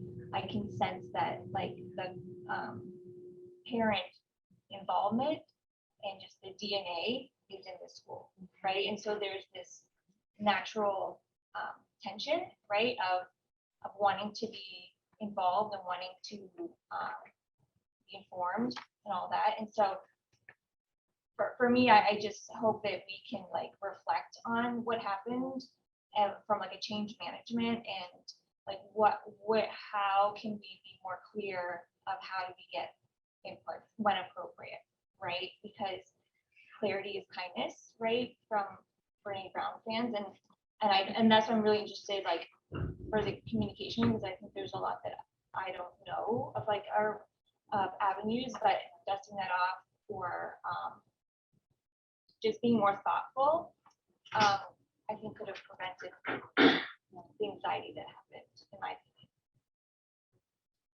Yeah, we move fast. Yeah. And, you know, we did not clearly communicate as well as we could have. So that is part of why we want to reach out and want to ask for some additional thoughts on how we can better communicate moving forward in a way that works for all parties. So how much of that do we, well, I'm going to touch on a few things number wise, but I do want to come back. I want to make sure we talk about communication tonight too, with us board members involved in it. I wanted to, one, put the thought out there that I don't want to go into the discussion immediately, but before we wrap up tonight, I want to put the thought out there that perhaps we should do a vote that adds a guideline parameter of we won't have a final plan that requires a second lottery. numbers would, that would then go into a parameter in the considerations. We've seen schedules that work. I think that, that's one of the major points of anxiety for a lot of parents that comes into it. So I think I want to put that there as a thought for consideration. I have questions before we can get to But the conversation around that I want to Yeah. make sure I can clarify. Yes, I do want to I want to get you guys at least a little That's the working your head, appetizer. right? Yeah, that's the appetizer. And another one is, sorry. I'm pulling You're the fine. computer I'm off- good. off the desk. Another one is for consideration, and this goes, Marissa, with kind of what you were saying, like how much are we on a path that can't be changed, right? Like how much do we have to commit to one way versus the other? And I wonder if there's some numbers that would allow us to have student counts next year that allow us to have flexibility. I think the right path in 2 years is middle school, definitely going to high school. But this is also the first year the high school's been on its own campus. And there's a portion of where, what if some of our numbers change substantially? What if things evolve, right? So one of the numbers that I've been sketching up and runs through my head is, so our fixed cost per student, I'm going to use 2,000. It's not actually quite that high, although once you factor in all the things that works about this. Where this comes from is though, so if we had 50 students less, that works out to about $100,000 less for your fixed cost. So this is effectively your building, your administration, your groundskeeping.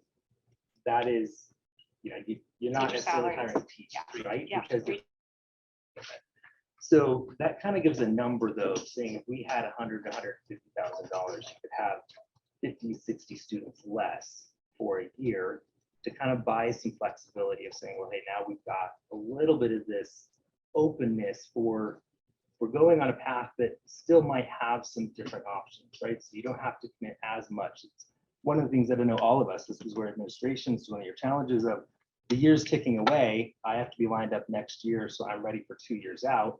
As board members were like, wait, it feels kind of like this decision's coming up fast, but we hear what you're saying about the way things are ticking up. And obviously the community felt very much more so even than the rest of us about, Right. wow, this seemed like it came up really fast. We wanted to have some opinions, wanted to share some ideas that it's both exciting and hard to hear the high schools. You're like, wait, we were involved in the conversation, we were there, and now we feel like we just got totally taken in a different direction. So wanted to at least put those there, both as thoughts, right? One, that possibility of a lottery guidelines. Another is, is there some flexibility on what I mean by that is maybe it's an aspect of 100% retention for our middle schooler and high schoolers, right? Matriculation up, soft addition from outside students, but not commitment to it.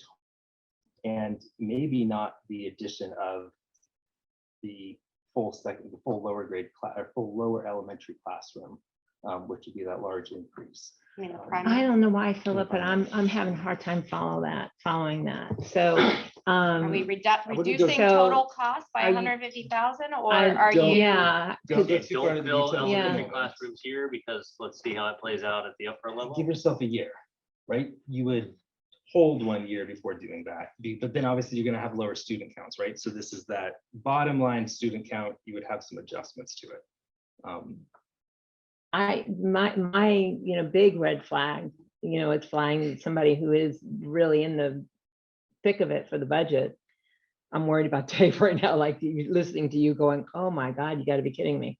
Because I know honestly right now with the requirements of the bond that we're going to an auditor We for, have to, yeah. that we've already talked to Richard Yeah. about, We we have have to meet these obligations. Mhm. And Dave and I, are making all sorts of plans of how we're going to make sure that we meet these obligations. And I can't even imagine at this point in time a reduction of revenue. I just can't. I mean, I know you mentioned that a month and a half ago, but I've never heard any more specific plans on what you were thinking. And I know you're busy with everything you're doing at work, Yeah, but it is something that I think that obviously, yeah, budget's coming up. Those are the details. That's where it is. But I want to make sure that the board also has that. If that's something that says, hey, look, this would be, is that flexibility more important? Then obviously it does put us on some scramble. We haven't approved a budget. We haven't gone through the finals of it. I know we're close to having a final budget. But that's also a side that comes into consideration. It's an easier change now than it would be next May if we already have those students on our campus. You're talking about an additional yeah, I'm L still- under, I'm still lost. lower L, That- upper L, or that the is- primary? That is what next year would look like, right? A primary? Primary. Student counts would be the primary, right? Right, They're right, added two at the bottom primary end of the classes. grades. So that way the natural attrition allows for, essentially, I think it's like 90 To kindergartners. to but show 50 equal high school, FTE. Like 50, 12th graders, right? As the, well, it's it 60. goes We up. would have to, in order to fill the high school, middle school, we would need 60 additional students. So that's where that primary class would be, right? Like sort of two Right. primary Right, classes. right. So you're suggesting go 60 short. I'm saying what if you softened your give our- numbers, right? Like, So what? So go what 50 would and add happen- 10. I don't want to Like, be what you're reactive, but I'm thinking? like, So let me just I play this don't out for know example. What how. would happen if you did that? And somehow we were able to cover $150,000 in revenue, or somebody writes us a check for $1,000. You Say get that to- into the micro quick sense. Which- I know, I'm like, I don't know which Judy you're talking about. Like- Which class don't we have? Just I'm just saying, like, at the We're end of adding that one next school year, year, right? what's, right. what does Two that, classes, what does two that get us classes. at the end of that school year? We didn't fill that primary classroom. It allows us to do what? What problem does it solve? I think it Then has. it is- Decide we're not gonna move middle school to high school and not have added a primary classroom, like, Because you started this Well, I mean, with, what we're would be the definitely things gonna we're- move in 2 years. It's the right thing to do in 2 years. I do think that's where it falls into the consideration. what are of we one of the looking at here challenges in the right next now, school right? year that helps us make a decision to go, yep, it's still the right thing to do? Are there metrics? Are there, some sort of guidance that we're looking for along the way to go, yep, we're still on the right So path? Or one of the feedback options that I've heard a lot is you start the conversation with, I'm already made the decision, it doesn't matter, but I'd love to hear your opinion. There's a real challenge there, right? So, like, well, why would I share my opinion? Because you just told me it doesn't matter. So if we're on a path where, well, now I've committed to the path, and no, I do want to hear your opinions, well, I'm still committed to the path. So you're just looking for like the availability of flexibility within the numbers is like what you're asking. Does that make sense? Yes. I feel like I just said like two So it means synonyms in a row, but I don't know. we would take all of next school year to just feel more comfortable with the decision? Is that, like, what does that get? I'm just trying to figure out like what that buys Yeah, us by the time And we get not to add next the school year. adolescents and not add primary? So, because if we don't. I move don't forward with want the plan, we have to Anybody freaking fill- out that they don't have a job. You gotta but add, this is- well, but you- there's the natural hiring additions new we have to people for make it. this year anyway, right? Right. Beyond just filling a primary classroom. We have to keep, there's gonna be a set of 8th graders that move on Yep. in this year. So there's an 8th grade class that's gonna matriculate up, and we've got to Mhm. continue to fill those Mhm. seats. So that's, I think, the big challenge you guys were trying to figure out is, do I add more students going into next school year, or do I hold on that? Well, and add a if we- primary if we classroom were- to cover that same amount. If Right, we 'cause- don't add either one of those, Add you get to seventh the end of the graders, next school because year they and would your be problem has part of got that Well, group. not only, bigger. we don't add either one of those. I love the magic genie, believe me, I Well, would you know love for you'd it add to go. some, that's one element is where you see, you know you'd add some, but where, there's a So number one in there that has classroom some of gaps. primary and then, I mean, like, you just have to look But at the I mean, numbers. this conversation, the thoughts, right? Like, that's the side of where this little bit of is it even worth the consideration, or is it the side of like, man, this is a lot of juggling?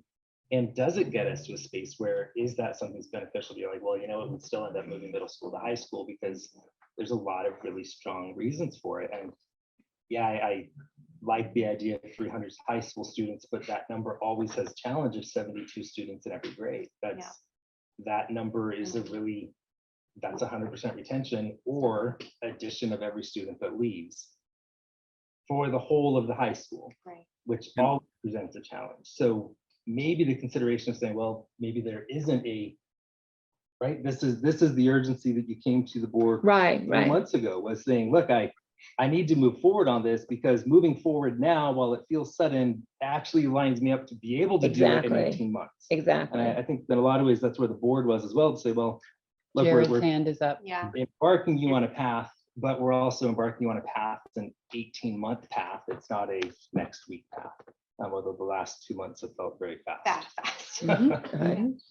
Jared? I just had a question for what Philip is referring to. So is the proposal really then to like ultimately not have to then add those additional primary classes at all? Is that what you're saying? So like, because basically what has been proposed is we would add 2 additional primary classes and potentially a toddler class that adds in, I don't know what the number is exactly, approximately 100 students, right? So is your thinking like if we can create a budget somehow that doesn't require that we have that exact number of students, whatever that total number looks like, and still be able to operate, that would be what you're proposing? That's what I want to put as consideration more, to say, is there even benefit in it, right? Like there's wiggling, but I don't want us to be too stuck on, we need 1,050 students on that bottom line. Because that might not be this absolute answer. But if it comes back to say, well, it doesn't get anything. But I do think that this conversation, right, when we say transparency, we say conversation, these are the more hard details that people need to get bored listening to. So they go, well, I heard the board talk about it. I'm bored of that conversation. So for me, when I guess what I'm hearing you is that I would love to have the conversation, around like, is there a way, like we were even being creative, like the CASA, kids, we get like $400 more a CASA Right. kid, Right, put then, all the like how many 3-year-olds in extra there. CASA kids, Yeah. I mean, like, I hate, me, Yeah. don't like to be all about the numbers, but then you are trying to Yeah. get into the numbers, especially when you're trying to mitigate how many students wouldn't get into the 7th grade. And definitely, I'm all for that. So that's why we came up with this idea for the primary.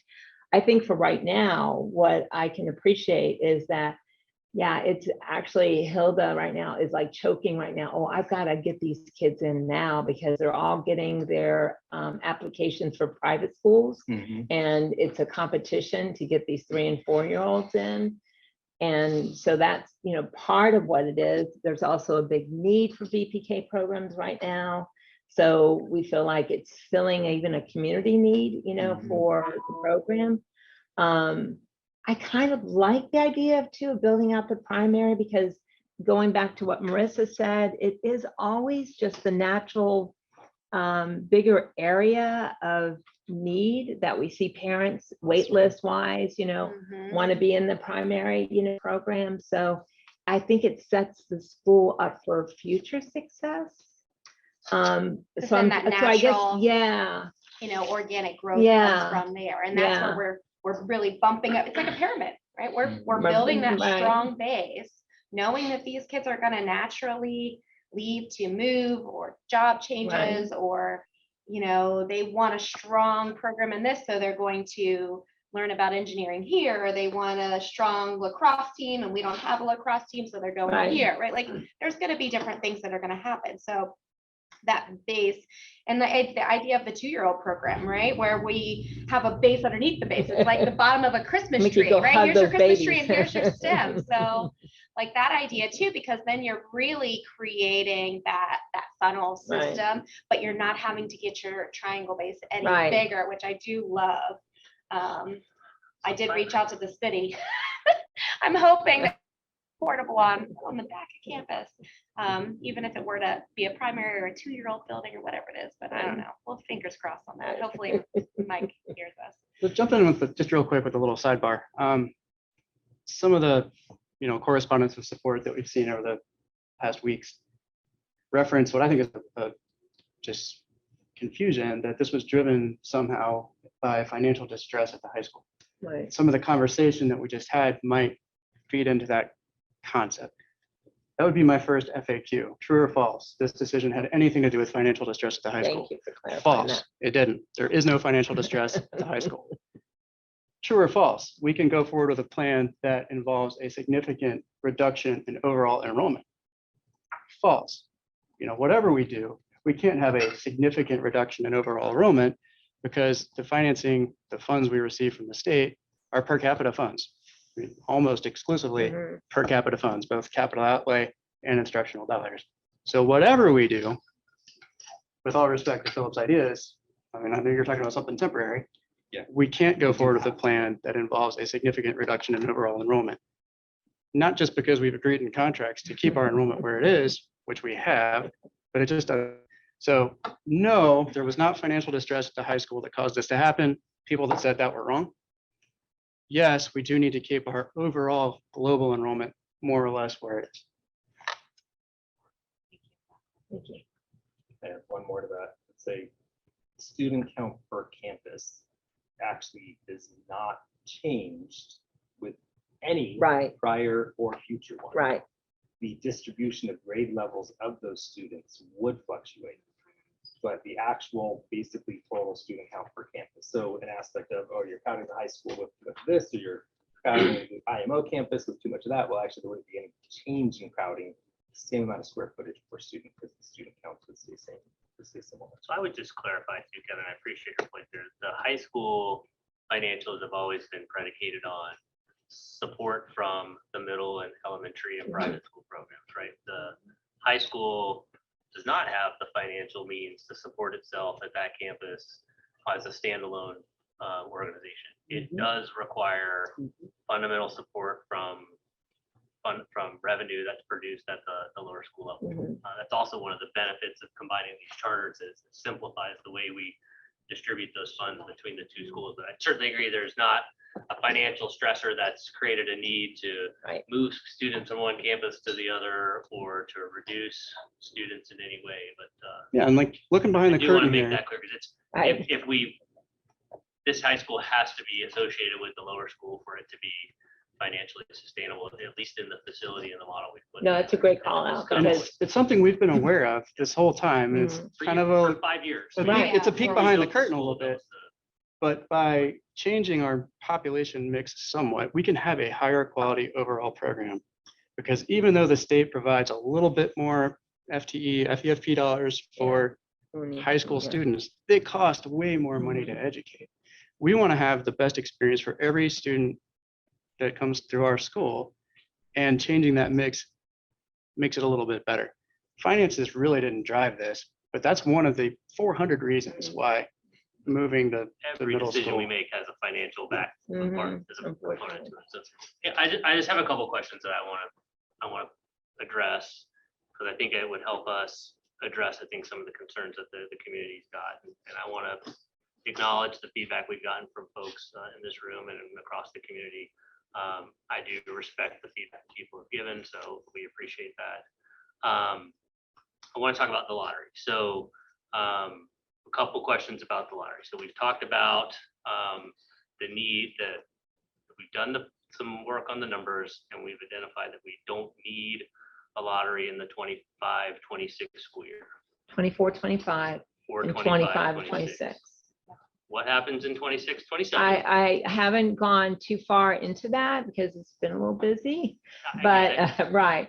But I feel like this is where, again, digging into, all the ways in which that we can look at, ways to save money, that we may be able to find that this is a path forward. While I think you're going to also go, Is there anything in the numbers that shows us we have to have some reduction in that enrollment in 26-27? so leaning on my friend here, Kevin, who's not our legal counsel, but does have a lot of legal jargon, knows. I want to get the clarification. Well, on the reason, numbers well, the before we get reason to why I'm legal saying this question, is though. I because, have a legal question. well, and the reason why I'm bringing that out is because, again, I'm never going to expose the school to something that could be in the future problem. And so the way that I would word it, after having learned all this from our legal counsel, is that at this moment in time, I don't see the need and I don't see the reason. But as I've learned, as a legal precedent, there could always be a reason where we would indeed be supported by the state in having a lottery in place. I want to get to that question. Yeah. Do you want to clarify that So- even I wanna more? clarify Well, the I numbers. know, that's So the, let that's me- the hot one in the. Can I ask- thing. Let me just please try to get, let me just try to get it. Yeah. We've done numbers for at least the next 5 That- years, right? Well, we've done numbers for the next 2 years around the primary program. We've I've always done had a numbers- 5-year projection on enrollment. Right, but that We always has do. not been fully, these numbers haven't been fully translated to Dave's budget yet. Okay. because we're waiting for, I understand Yeah. we've dug into the numbers to validate the next 2 years, right? right, But Well- beyond for 3 years, because next year's budget, and then the 24, 25, 25, 25, So, yeah. 26, I'm just, you're right, right, 3 years. yeah, I'm just thinking 2 years because that's the Right. 2 years that this transition would take effect. absolutely. We just have not gone beyond that in terms of number of calculations at this point. So we can't answer for certain whether or not we have numbers that would require us to make some adjustments at some point or not. And that's okay. I'm not trying to call that But out. we have set levels. Because I'm trying to get Right, to like- I want to get to the other question here, which says, Am I not wrong on this? if Dave? we do get in a situation in 26, 27 where we've got enrollment challenges, what are our, we've gotten feedback from Orange County, and I want to clarify that. So I make sure that we're all understanding what guidance they've given us back about what we can and can't do. I want to make sure we understand legally what we believe we can do. Because I don't want to put us in a situation, Teresa, I think like you and I always Right. agreed this, my Yeah. intent in being involved in this board has been to keep us at the least as possible. And so I Right. just want to make sure as we're making a decision and we have some unknowns in 26, 27, I don't want to get us in a situation where we would run into challenges if we do have enrollment numbers. So Absolutely. can you clarify the feedback we've gotten from Orange County? And then Kevin, if you can help us just clarify, what is our position from our legal perspective with what we can and can't do with the state? I just want to make sure we're all on the same page that if we're So- doing this, we know what we're doing. Right, So when you don't have capacity at the school level or at the grade level, with charter schools, DOE really looks at the school level, but grade level is important. And your re-enrollees from the prior year don't fit in a grade level. What you do is a lottery. A year ago, our high schoolers were in some portables out there and there were 120 of them. There was no guarantee we were going to be able to buy a building. There was no guarantee we were going to be able to build a building. And if we hadn't, guess what we would have done? The only thing you can do under the statute, which is a lottery. Have we always found the space? Yeah, we have. And we're doing it again. When we met on March 23rd, you guys got put on this roller coaster ride through a series of poor communications. I didn't think we were going to need a lottery. Yeah. The vote we took was to adjust our enrollment and staffing To support that plan. and to implement a change management plan that would allow us 18 months down the road, after a bunch of meetings and transparency and hearing people who are allowed to talk to us, that would allow this transition to occur and allow all the students who want to return. Now, is it possible that our program is so good that the attrition that we're assuming doesn't happen? Yeah, it's possible.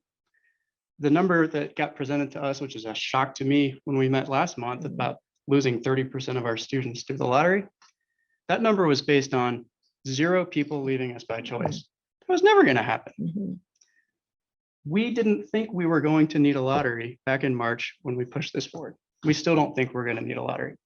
But a few years ago, the good people of the state of Florida did a constitutional referendum mandating that high school classes can't have more than 24. 24. A constitutional referendum could happen again. What would we do? The state cuts FTE money or does what it's done the last 2 years and mandates teacher raises without funding those teacher raises ahead of time. People aren't going to work for free. What would we do? A year ago, like I said, we were looking at portables. What if we hadn't built a building? What would we have done? Well, we've always found the space. We think we're going to keep finding the space. The numbers work. Can we make guarantees about 4 years from now? No, we never could. 3 years ago, people should have been more worried than they are today about the potential of a lottery because we only had 120 seats sitting out in temporary buildings. We're not going to be able to make those guarantees, Brett. And I'm not looking for any guarantees. I'm just trying to understand if we have an enrollment plan that ever puts us in a situation where we do need to do that, are we in a position where we can make those decisions at that time as appropriate without getting ourselves and jeopardizing our standing with Orange County Public Schools and with the state of Florida? We think we I'm looking have- for clarification there. That's Right, why I yeah, asked. We about actually the think numbers. we actually think we would have to. Yep. Yeah. You know, there is a constant tension between county district school boards and the charter schools that operate within their counties. Orange County is great with us. We get along really well. We're very aligned. I've worked in counties that don't get along as well.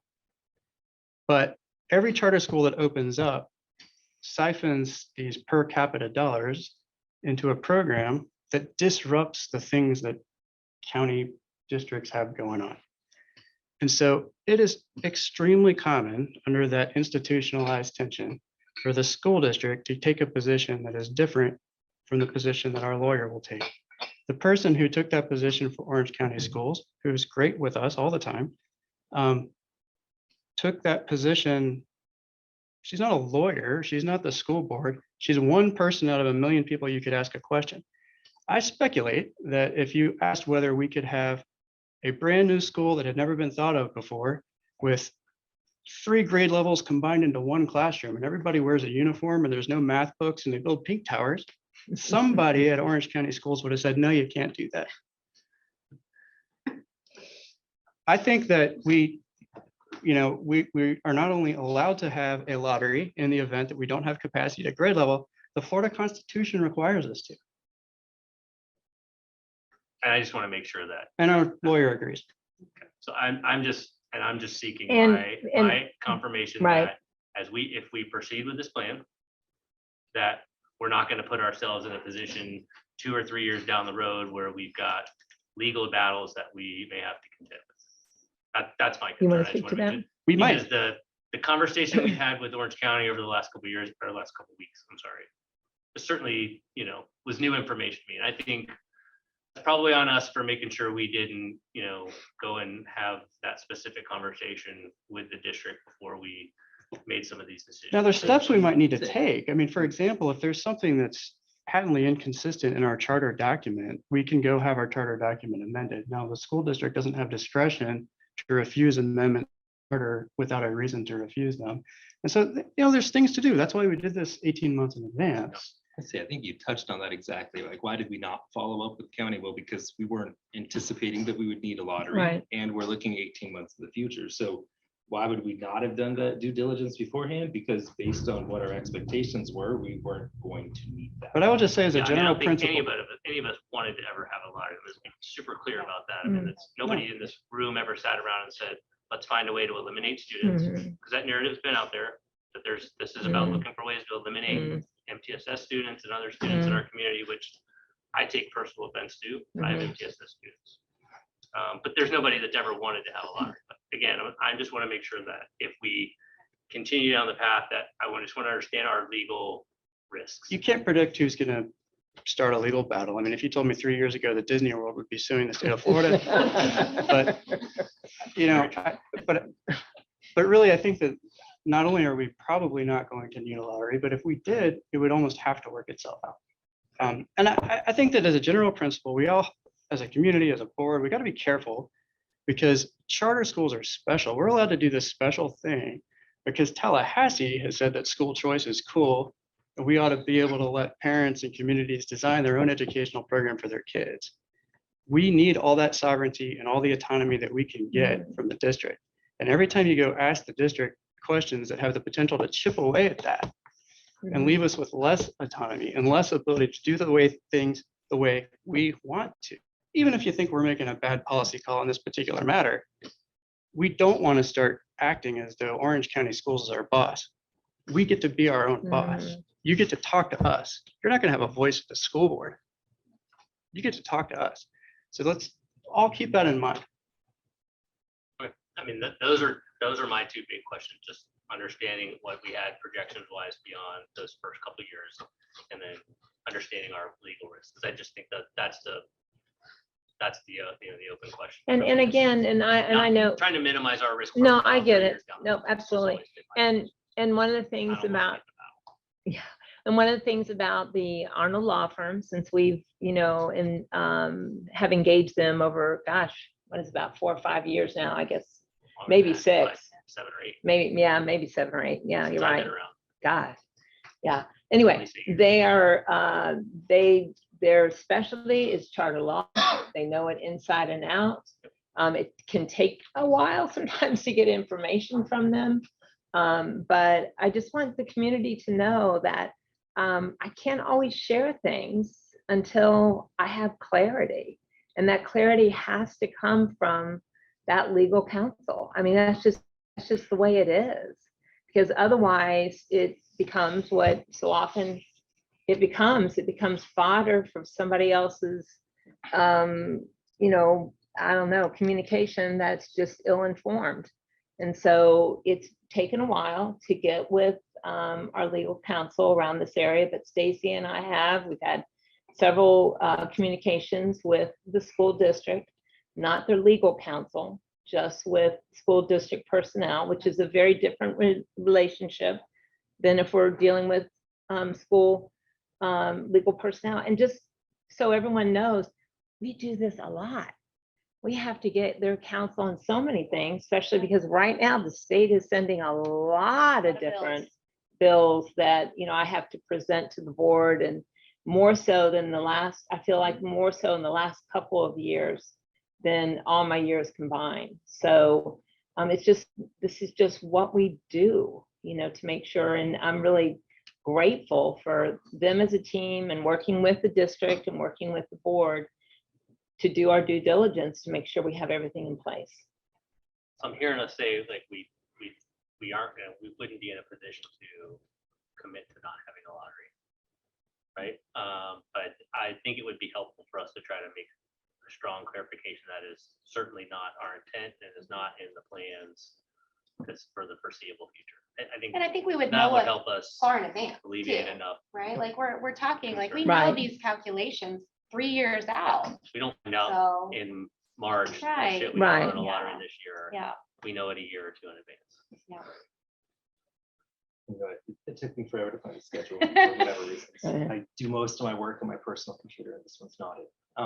But when I look at these numbers, there's flexibility at grade levels. So 4th to 6th allows for, this model that we have 2 years out actually requires bringing in 4th graders with an expectation of higher loss of 6th graders.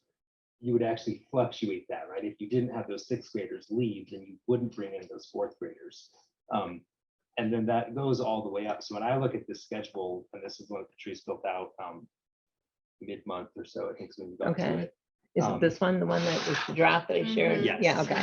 Right, when I look at Yeah. That's always how we've managed the number. Right. Right. No, Like it's- it's the flexible. flexibility the multi-age classrooms have always given us. Which is also what creates some of that complication, why Patrice is always a little hesitant to share exact numbers because our numbers change. They float, right? Right. Like a 5th grader could be a 4th grader from a numbers count perspective, or a 6th grader, and the 7th and 8th will fluctuate as well. And actually, once it moves to a single campus, those bottom line numbers have some impact of 7th to 12th to allow for that fluidity. Right. So if you have a larger group comes in, then you allow for it. So I do think that there's some benefit from the board and the admin putting in there as maybe not a full-on legal, we will never have a lottery. It's make some great points, Kevin, about like, hey, look, there's a lot of things that you can't absolutely control. guarantee. And if we hit a point where we don't have a spot for the students, the state says, nope, you gotta have a lottery. That's the way it works. Or if a portion of our building gets destroyed Right. and we're unable to financially put students in a temporary facility, because we don't have that bandwidth. If we lose a wing from a flood or a hurricane or something, right? Mhm. Like, Right. and then we have to move into the next year and we're not, like But I think there's other some- possibilities that we there's still just some- can never really foresee. There's still some Yeah. benefit to that commitment of saying, look, based on the path Yeah. we're on, we don't expect to have a lottery, and we will continue to do everything we Right. can to not have one. Mhm. It's not something it's not an easy way out, so to speak, you're gonna take and say, oh, well, it came up and there was a few extra kids that we need to drop. But it's Right.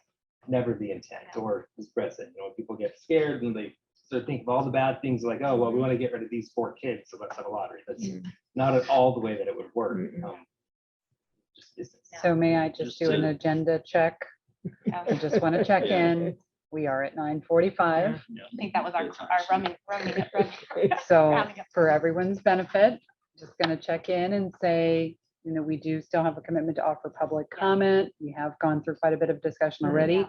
We then have a step to come back and have a little bit more discussion. Yeah. And then a board public statement, and then the executive director. piece. Yeah. So we want to make Yeah. sure we're having great, robust discussion. Yeah.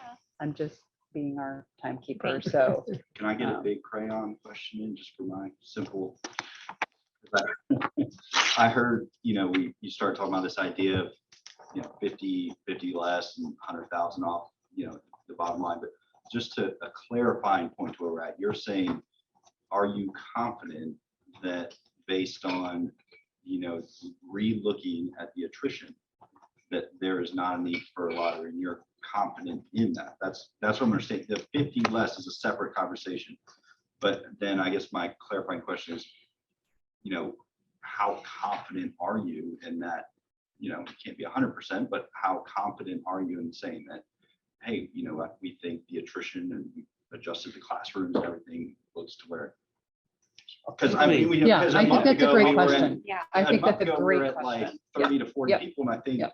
that's where everyone, and rightfully so, has said, hey, this was my journey from start to finish, but now we're saying that. So I just want to get that. So I'll clarified. tell you, I'll respond two ways. One, I like the board's reaction to my question of, is there even benefit in considering, right? There's challenges from a budget perspective, from a legal bond requirements perspective, as well as the board saying, what are we even gaining if we buy that flexibility, right? We have to go raise this chunk of money, and there's a lot of Yeah. reasons why it makes sense to merge these programs. There's details that need hashed out. So That's a one, separate thing. I just that want would the- separate. the number. Two, when I look at these numbers, what I see is 3, 4, 5 years out. We're talking the attrition rates of like 10% is the high year going into 7th grade. That's pretty low. That's, that's and that assumes a 5% attrition going into 9th. These numbers sketch out, there's a little bit of Mhm. fluctuation to them. Right, They might right. go I up a agree. little bit. But I then you agree. get into an area where, so let's say 5 years out, we're running 95% retention rates, Sure. right? This means I have 2 Because we students build a leaving. quality program and they want to Yeah. continue to stay, which is the goal, Yeah, no, I right? mean, Yeah. that's my point. There's is a Yeah. what bit of is- where when I look at that and say, so we're 5 years in the future and we've got that level of retention because people are so interested in staying with us, there's other solutions available Yes. to us, Yeah, no, right? that's Like when perfect. you're So- in that kind of an organization, you can find some additional space. We're in an Yes. area that has a lot of, we do own 25 acres, like there's options that are available in 5 years and 7 years. Every building we have, like, Kevin's talking about the portables and the building that we're in. We've been through these headaches, and that's what the board has navigated those challenges. So if your Sure. problem is you've got 95% retention, there's solutions available, but we don't need to solve it today. We need to say, hey, we're on a path that with reasonable levels of attrition, we won't have a lottery sitting in anywhere in the near future. Yep, And if so- we get to a point, it's not gonna just smack us out of the blue. It's at 18 months, 24 months out. Hey, we need to start. It's creating important stuff. for us to make that crystal Clarification. clear, Yeah. right? Mhm. Because we did come out and make a statement. We had a communication, right, a meeting that we talked about a lottery and 30% Mhm. reductions. And so we created some anxiety, and I think we need to address that. Yeah. That's. Right, Just and again, I, for- big concern. just- and I certainly said that, if I would have taken anything back, and I've said it twice now, but I wouldn't have taken anything back. It would have been, presenting those numbers when I knew it was way too early to present those numbers. Every crisis brings an opportunity. I Yeah. think, Yeah. For sure. So just again, for my simple, you're saying we're factoring a 10% attrition, and is that in line historically then Yes. with our attrition? Yes, That's- Yep.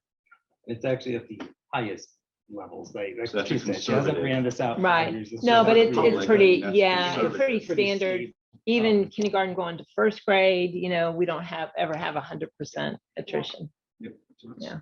totally- Okay. Right. Time check. Okay, Kristen, I think we are ready to move into some public input. And now I apologize, but I'm sure you have to maybe questions, but that was part of what we wanted you to be a part of the discussion first. So again, apologize for the time, and hopefully have plenty of coffee today. But we will open. Go ahead and open it. So we will start with anybody in the room. You are going to have 3 minutes. Hi, timers. You still awake? Okay, thanks. Yeah, we're gonna write Don't it. mind being our timers. We need to come up. So we will start. Just raise your hand. Get into my phone first. Recognize me. Try not to give you what he has. This here is what we wanted to start with. this would have avoided 2 months of stress from top to bottom in our school community. So thank you for having this now, because as you say, a lot of us have gotten information that we have been dying to have and have been asking for, and it just has not been presented in a way that we could understand and put it together. And now, you know, we may not all be happy about it. I'm sure you guys aren't all happy about it, but we understand where you're coming from. Instead of it's like, oh, Maria Montessori says all the kids should be together, so they're going to be together. That was the original message that we all got. And we're like, no, that's not true. So makes a lot more sense. And now we can keep that conversation going. You needed to manage expectations. Patrice, you were talking about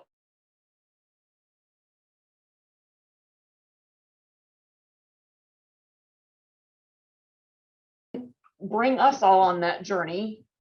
You got to go through that journey. And while you were saying, okay, now we got to change, we were all still at the point where you were, you know, earlier, where you're like, thank God we've got a high school building. Okay. So we were not together.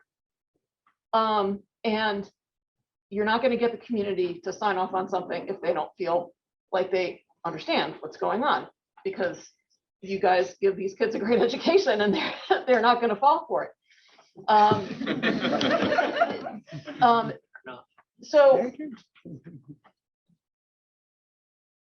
without information, you have speculation, and that's what's been going on. And I'm sure it's been a pain in the ass for you, because it sure has been for everybody else, that, you know, it's like, oh, what's this going on? Or, oh, what's this motivation? And, oh, you know, maybe they don't have enough money. Maybe they don't have this, because we didn't know. And I'm saying this now, even though you guys have kind of gone over this in your own conversation, because, you know, in 2 years, he's going to graduate, we'll be done, but we love this community, and we want to make sure that you guys learn from this so that you never have to run into this brick wall again. And hopefully nobody else does. So yeah, logistics would have helped earlier. You dropped the plan in our laps and left us to try to process it kind of on our own, which is why there was so much kind of anxiety over what was happening. And you can't teach the kids to think critically and take ownership of their academic environment and then, you know, say, well, we've made a change and it's fait accompli, so, you know, there's no point talking about it. And I appreciate, thank you. Thank Thank you, everybody.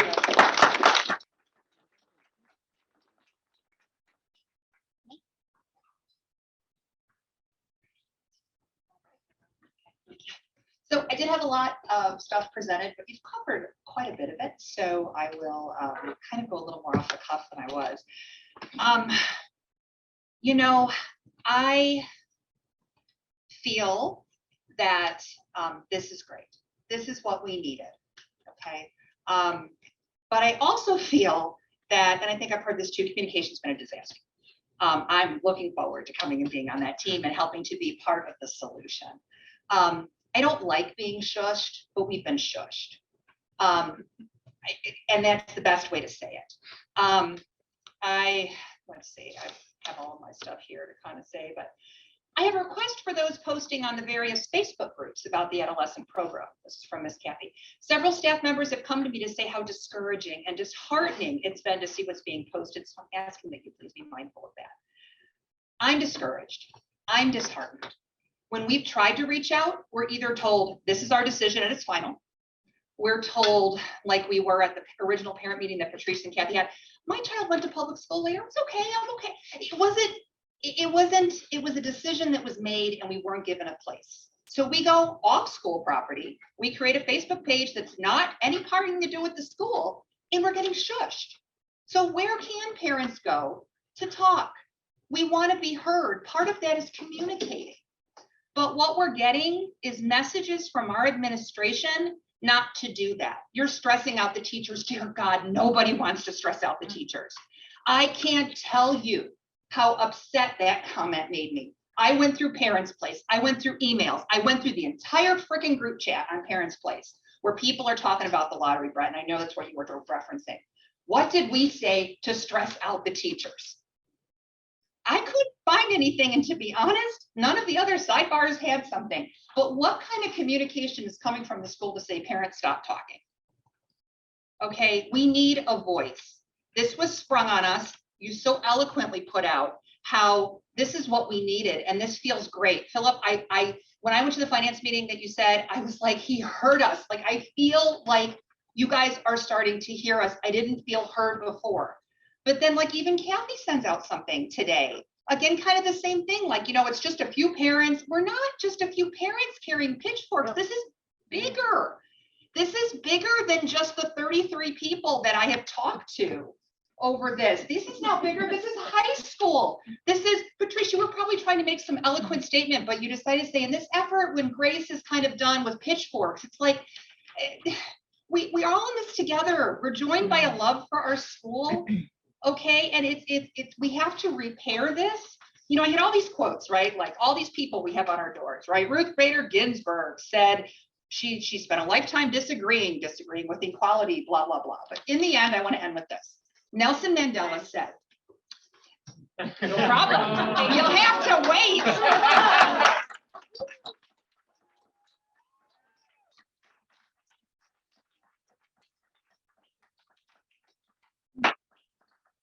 Thank you. Next. I can talk briefly. I don't fall And who needs to leave? I didn't realize I was coming to a meeting tonight to discuss this in depth, and it's great that we have. Because I had a lot of questions around it, because I've been on 2 school tours and there's lack of communication on this whole piece. And they communicate on these tours about the second lottery that's coming, and the parent, you should see the parents scatter. They just leave. You know, I don't know if you realize the whole impact, the community, just that level, people are just coming in. And I know in my business, I observe the people and body language and everything, and it's insanity to watch these parents just run away. It's like, if I have to do this second lottery, it's like, it's not worth it. It's not worth going to IMO. So, oh, let's sit there.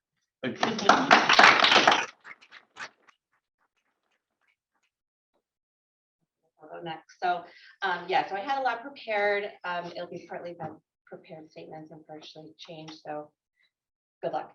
First of all, I just want to thank you for everything that has been discussed today. I basically disagree with what they've said with regards to that. And being willing to open up, you know, conversations, you know, hey, let's talk about, is this the right way? Is this not the right way? That's exactly what we want to talk about too. So anyways, my name is Colleen Fannin. This is me and my family's first year at IMO with my son in kindergarten. I will not cry. Okay. I'm gonna skip that, I guess. I want to tell you this from a place of real positivity.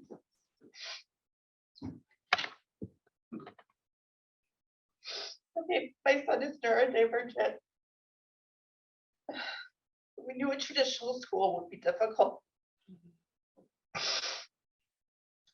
He has many gifts, but sitting in a chair and learning from a textbook is not one of them.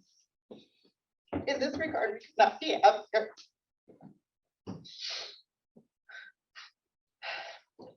No, it's okay. Thank you. I tell you this not to just go on about my child, which I'm always more than happy to do, but to make it clear that this is a place for positivity as I support and love this community. And it's because of this belief that I want to work to make concerns known in the spirit of progress and improvement. Much has been talked about with communication, which is a lot of the things that I talked about. Things were disseminated down to us as a finality and then told that that wasn't true, as if sometimes I felt like I was crazy, like what I was hearing. Did I actually read that? Did I not? Because what was said was very different. Potentially most disturbing of all was the intimidation and judgment put on those in the community who chose to speak out. Grace and courtesy have been consistently asked from leaders, but have not been given to us. My stance is that maybe merge is right, maybe not. We have no idea of knowing without being informed. Subsequent emails have shamed us for stating concerns around trust and communication. Please know that those that are speaking up want to be involved. We care, and if we didn't, we wouldn't be here now. That is why we chose the school. And this is why we also continue to question what the future looks like. Because when we are being silenced, how do we know what is going to be coming down the line? With that, trust is gone, but I appreciate your time and hope for a path forward together. Thank you.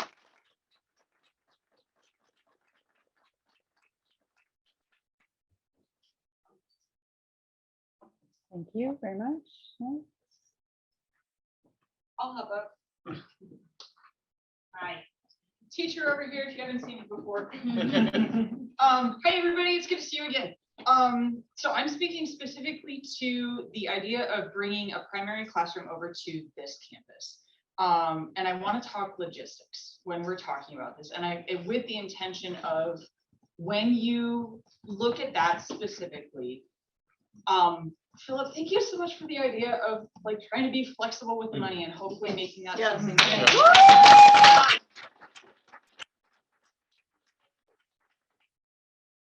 The idea of filling that space with littles is a great money solution, right? It solves a lot of problems, it checks a lot of boxes.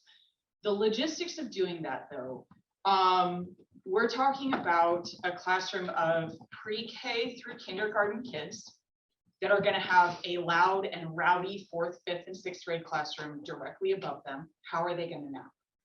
What playground do they get to use? Does that mean that we are cutting their recess time so that they can use the small playground with the equipment that's meant for kids their age? Like and I'm not throwing these out here as accusatory, but just making sure you think through these logistic points, okay? I worry about the inclusivity that those kids feel because they're going to be separated from the kiddos that are in primary. Like, are they going to be othered because they're like, oh, they're the primary kids that are on the main campus? Like, is this something that we feel okay with doing? Yes, I love the idea of growing them. Yes, it's going to grow a really big population, but is that primary classroom the right space for them? You know, the idea of getting a portable, that's a great solution. I would love to see that happen. Other side of it, enrichment side. The idea of losing an arts or a music classroom, like that's a knife in my heart. You know, like thinking about these middle school kiddos that might have, where are the instruments going to be stored? Where is the art materials when kids do painting? You know, that means that there's the possibility that art is going to be in a weird space for a middle school classroom. Where's their stuff going to dry? You know, I mean, no offense. I love Miss Allison. I know she's not going to want to have art stuff up here drying because there's not a space to store it on campus. And I just worry, like, if we talk about growing these kiddos, that's awesome. But do we also really need to find a way to grow the building in a different way to accommodate all of the enrichment classrooms, all of the other stuff? You know, we talk so much about a prepared environment. You know, that is a culture stone of our creation. Are we really creating that for the littles, for the elementary kiddos, for enrichment? So thanks.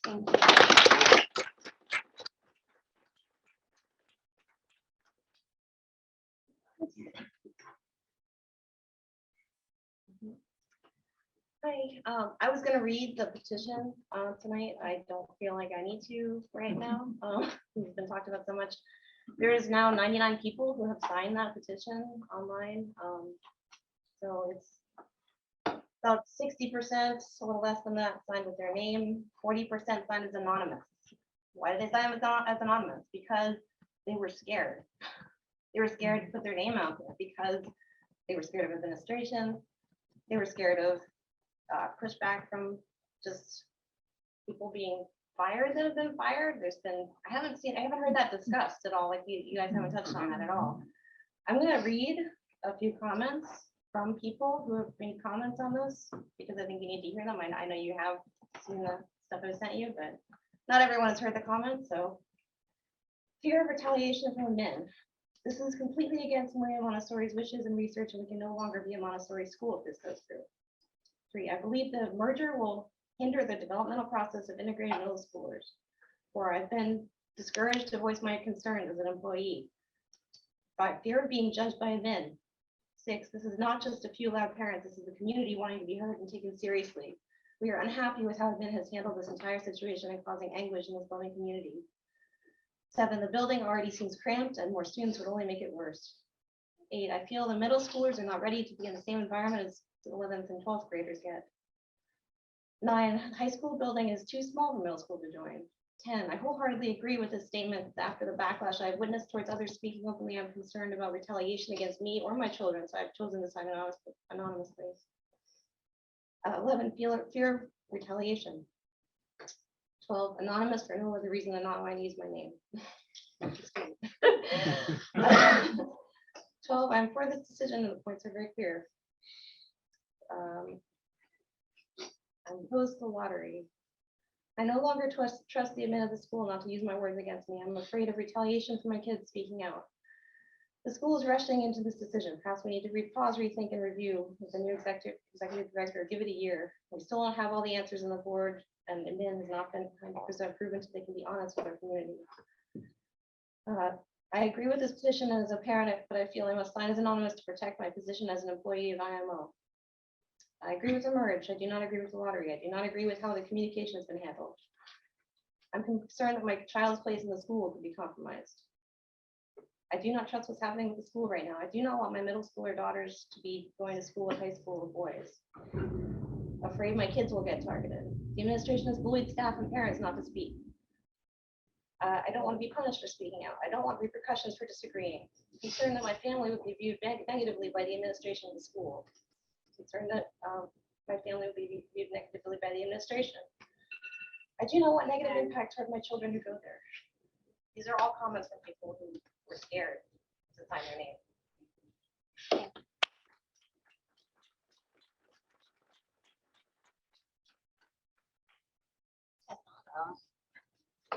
Jump on the improv bandwagon as well, as you discussed many of my concerns, so thank you for that. Yeah, first, I just want to thank you all sincerely, from the bottom of my heart for listening to us and really addressing our concerns tonight. I agree that this is exactly what we needed 2 months ago, but we appreciate it now, so thank you so much. That being said, this has been a really tough couple of weeks. I think for all of you, I'm sure, we've all faced unclear messages. I'm super excited about the communication committee. I'll be there. We've faced disunity, harsh words. Staff members have lost jobs over this, which is pretty terrible. Students and families have been weighing the decision of whether or not to stay in our community and continue being part of IMO. And now the local media has aired our dirty laundry to the community at large, which I think is not a great look for any of us. But tonight, I think that this is a great start. And I think that we're moving towards doing this together. And I urge all of us to take this opportunity and come together to mend what has been broken. We must repair the communication, trust, and relationships that have been shattered. We're all on the same team and we all want the same thing and we're working towards the same goals. So we should be doing this together. I was feeling a little nostalgic today, so I went back on some history, and Abraham Lincoln in 1858, speaking to a bitterly divided country, said that a house divided against itself cannot stand. And I think that the same holds true here and now. I think we need to rebuild at our foundation, build back that trust together, so we can fix our house as a team.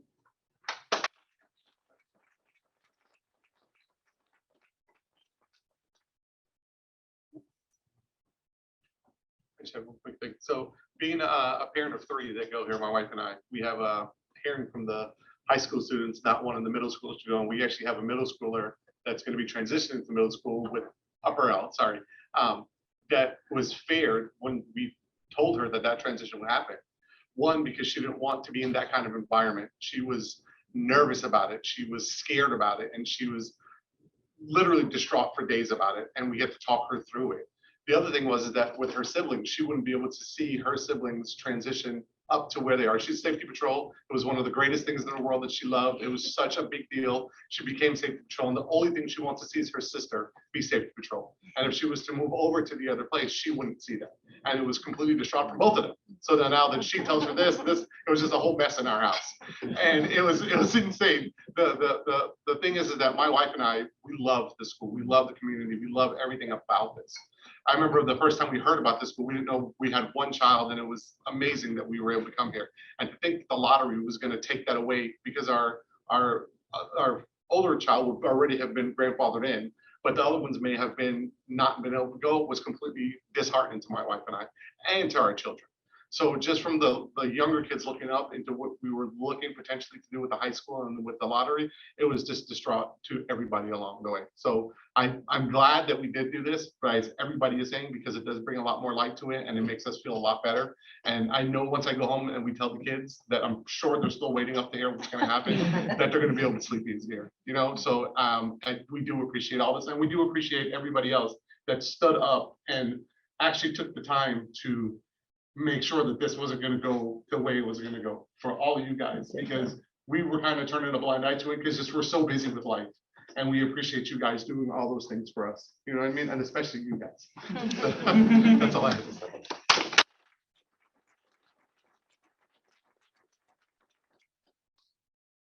I think I'd like to add to that, just because my husband and I were not on the same page. That's a whole different conversation. We were absolutely like on different sides of the line. And so the reason why we're here is just to participate in the discussion instead of being bystanders. And I'm very appreciative and I can acknowledge the tough work that the board has done, as well as the administration, but also my parents and fellow the students that have shown up today, because as working parents, both of us, we, like you all, are trying to balance a lot. I cannot imagine that we're here in a schoolroom at 10:15 at night discussing this, but I'm thrilled at what that means for the possibilities ahead. And we want you to know, I want you to know, the diagrams want you to know that we would proactively participate in the discussions needed to ensure that you have a better perspective of our community and what our children are going through. He jokes when he says that our children are going to hear the updates, but we've been so conscious to not share some of these details and just say that we trust the school and the administration that the right choices will be made. And just like everything else in life, changes will be tough, and it will not be that we will all align and agree. But the reality is that these discussions are necessary to foster the involvement and to also foster the trust that absolutely has been broken, right? And so we believe that you are the right folks, but we appreciate the opportunity to also be heard. Thank you.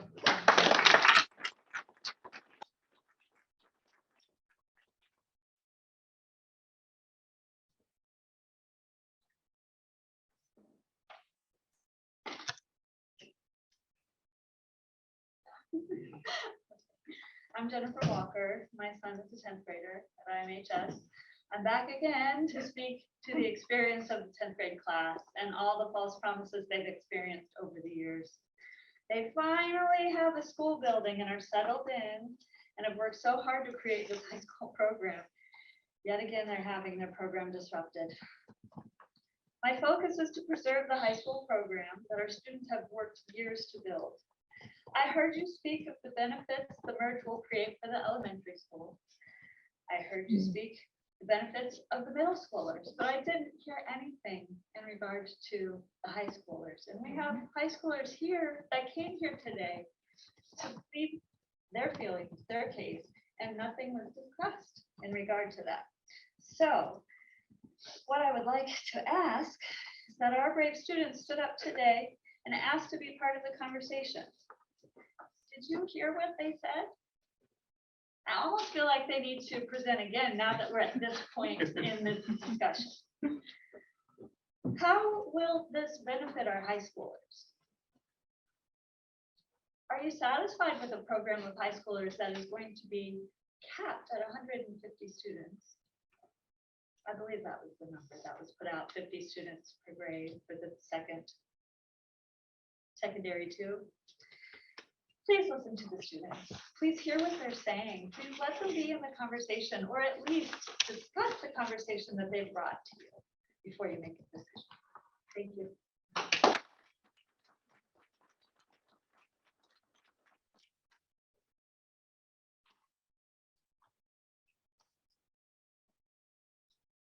Anybody else in the room?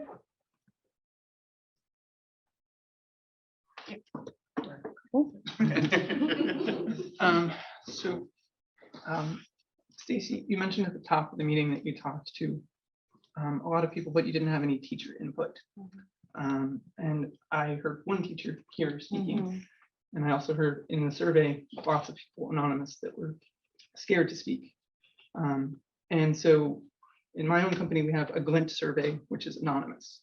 It's standard in lots of organizations, and I would encourage in the communication, maybe that would be the best way to do it. But anonymous surveys from staff to be able to, get feedback on that, because it sounds like that is missing in our community. That we have teachers that want to speak, that are pretty scared to speak, or not scared to speak and just go for it.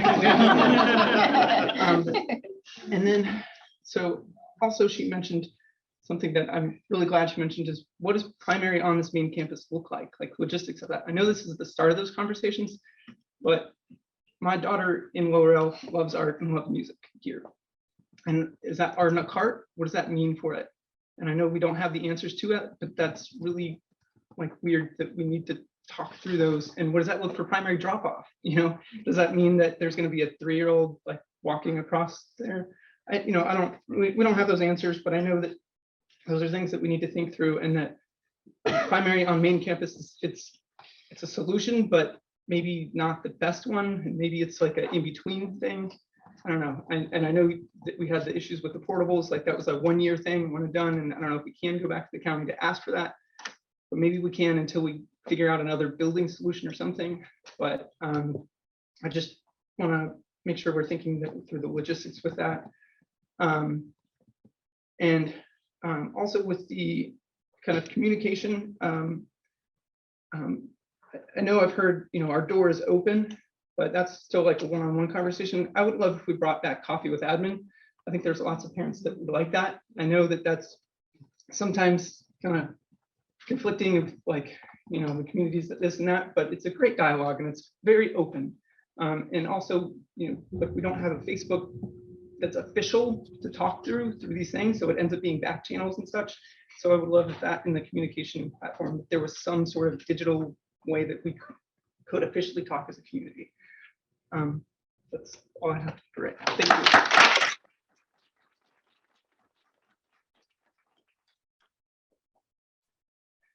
Hi, everyone. I just want to amplify what everyone said here about the transparency and all of the issues going on around that. First of all, I want to thank you guys for this conversation tonight. It did really clear up a lot of stuff. And I want to echo what Elaine said, which is, okay, it's not about the program, it's about the money, right? That's essentially what it boils down to a little bit.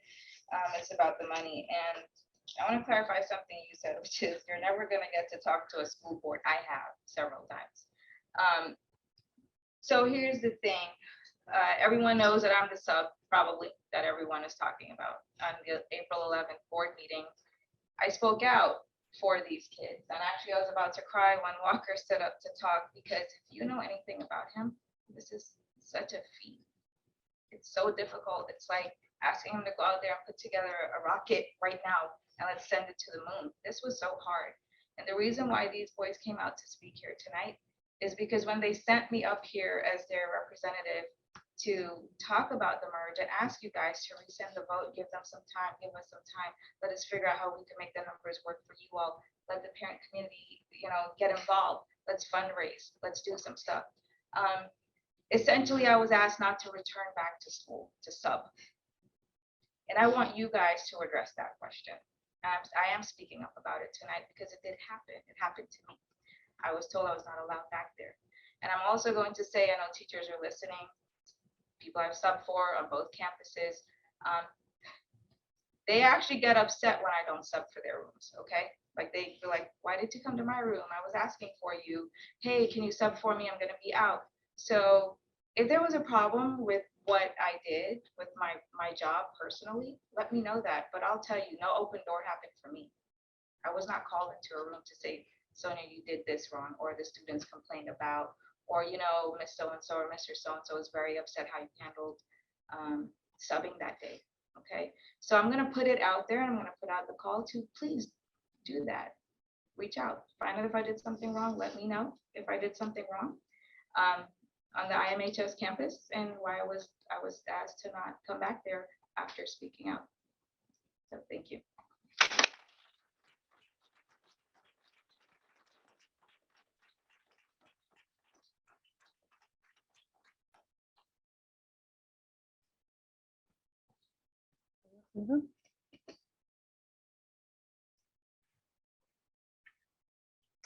Okay, going to online. Still have 57 people hanging in there. Wow.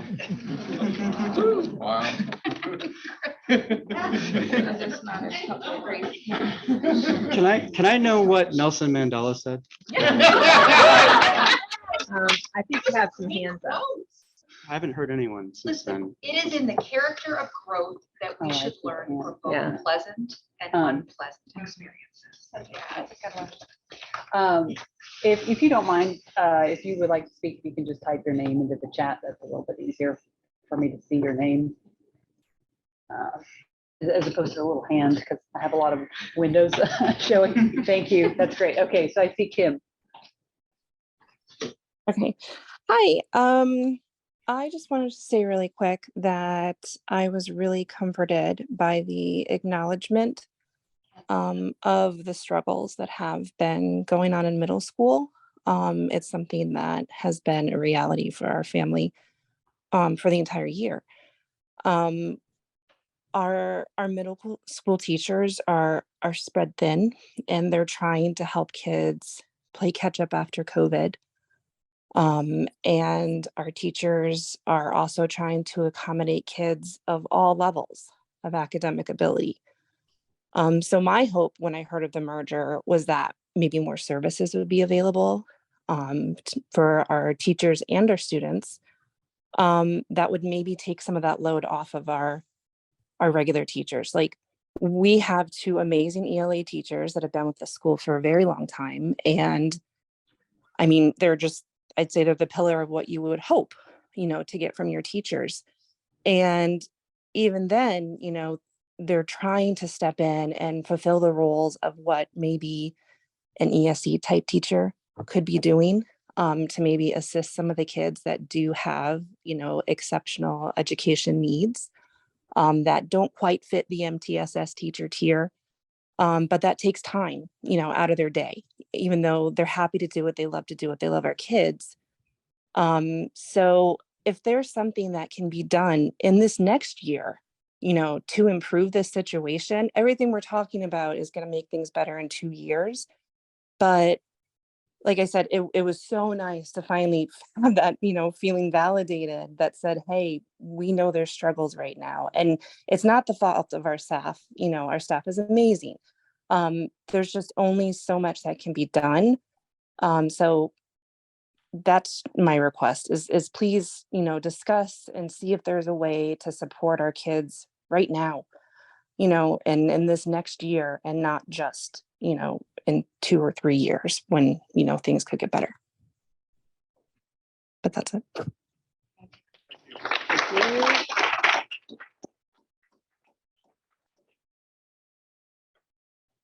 Mara?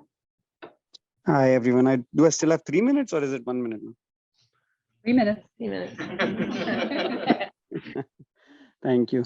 So first of all, I really appreciate your agenda choice to go with the comments later. It reassured everybody. Thank you so much. And I just want to call out, there is this kind of communication that, or this approach that we are saying, oh, there was a communication error and should not have been communicated that way. This was not a final decision. But I remember sitting there and it was like, oh, this is a fiduciary duty and this decision has to be done. This is a done thing. So let's not gaslight ourselves that this was not presented as a done deal by some folks, at least, or in some manner. It did come across as a very final thing, and that's why we had so much emotion. The other thing is I really appreciate the people who called out the primary logistics, walking the kids or all the other napping problems and so on. So I hope those are discussed in detail. People talked about Nelson Mandela. This is maybe a Madhav Mehra quote, but transparency is a very difficult thing. It's like a punch to your face. It's very difficult, right? So we all love transparency until it comes and hits us. And we are seeing that in the school right now with many people spoke up about being frightened or scared about speaking up. Some of the messages that have come from administration, the language has not been good. I would request the board to please somehow stop that language coming through in those words like pitchforks and others were used. And I don't think that characterization is going to encourage any of us to speak out, right?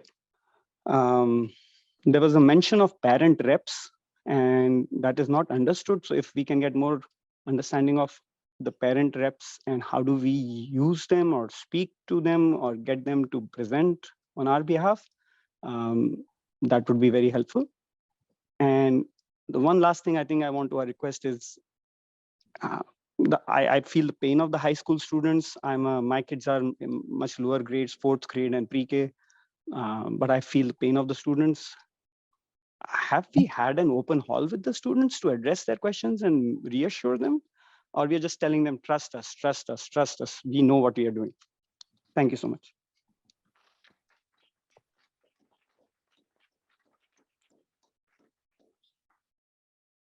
Stacey Farmer? Hi. I spoke last month about my concerns about merging the programs from a pediatric perspective as a medical provider. And I just wanted to kind of address a little bit of that. Again, we heard from our high schoolers today. From what I heard from you guys saying today, it's my understanding that it seems like the main reason, although there's multiple factors, but what I'm gathering is the main reason for the merger is lack of resources and not finances, but lack of being able to provide resources to both middle schoolers and high schoolers on 2 different campuses. And so it seems that the goal would be able to bring them together so that you can use the resources that you currently have to provide to both of those age groups. And I think as a parent, I mean, we as parents, we would want the same thing for our kids. We want resources for our kids in middle school and in high school.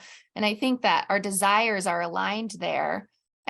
My main question tonight is there a pathway to be able to provide those resources and keep the students where they're at right now? Is there not a pathway that we can't consider to, like, and what all resources are we discussing? I heard the middle school teacher speak up recently about ESC classes. I heard Patrice mention electives. I heard sports and clubs. So, after school activities, could we bus the middle schoolers over to the high school? We're talking about busing them anyways right now. Could we bus them over to allow them access to sports and clubs that are after school? And then can we not find a pathway to finance being able to provide them resources right here where they're at without moving them and merging them? Is there another pathway to grow the primary program in a way that it doesn't put them to take up the rooms that the middle schoolers are currently in? Can we use the portables? Can we look at expanding the building that they're in right now? I don't know. I'm just discussing, like, bringing up topics. Is there another pathway where we can keep the students where they're at, grow the primary program, and provide them resources without having to put them in the same building with the high schoolers, to respect what the high schoolers are saying and give them their own space? I heard mention of well, we have different age groups in the same location right now as it is, but that's not the same thing as combining middle schoolers with high schoolers, where we're talking about much more mature topics with 7th graders mixed with 12th graders. I don't think that it's the same concerns that as a parent that we have when you're talking about mixing like a third grader with the sixth grader in the same campus. So those are some of my thoughts for tonight. Thank you.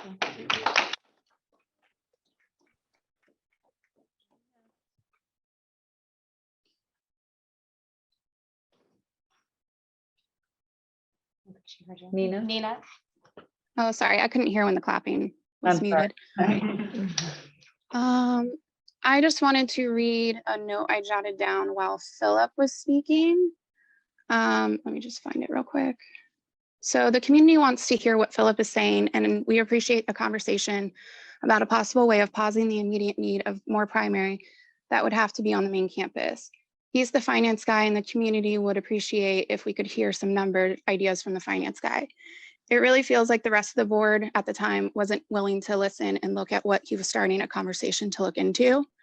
And then I also wanted to just thank Lily for speaking on the concerns of primary being added to the main campus and bringing up what that would maybe make the future of enrichments be.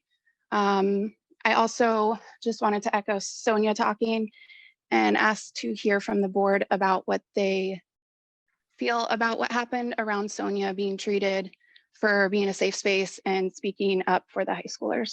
Thank you.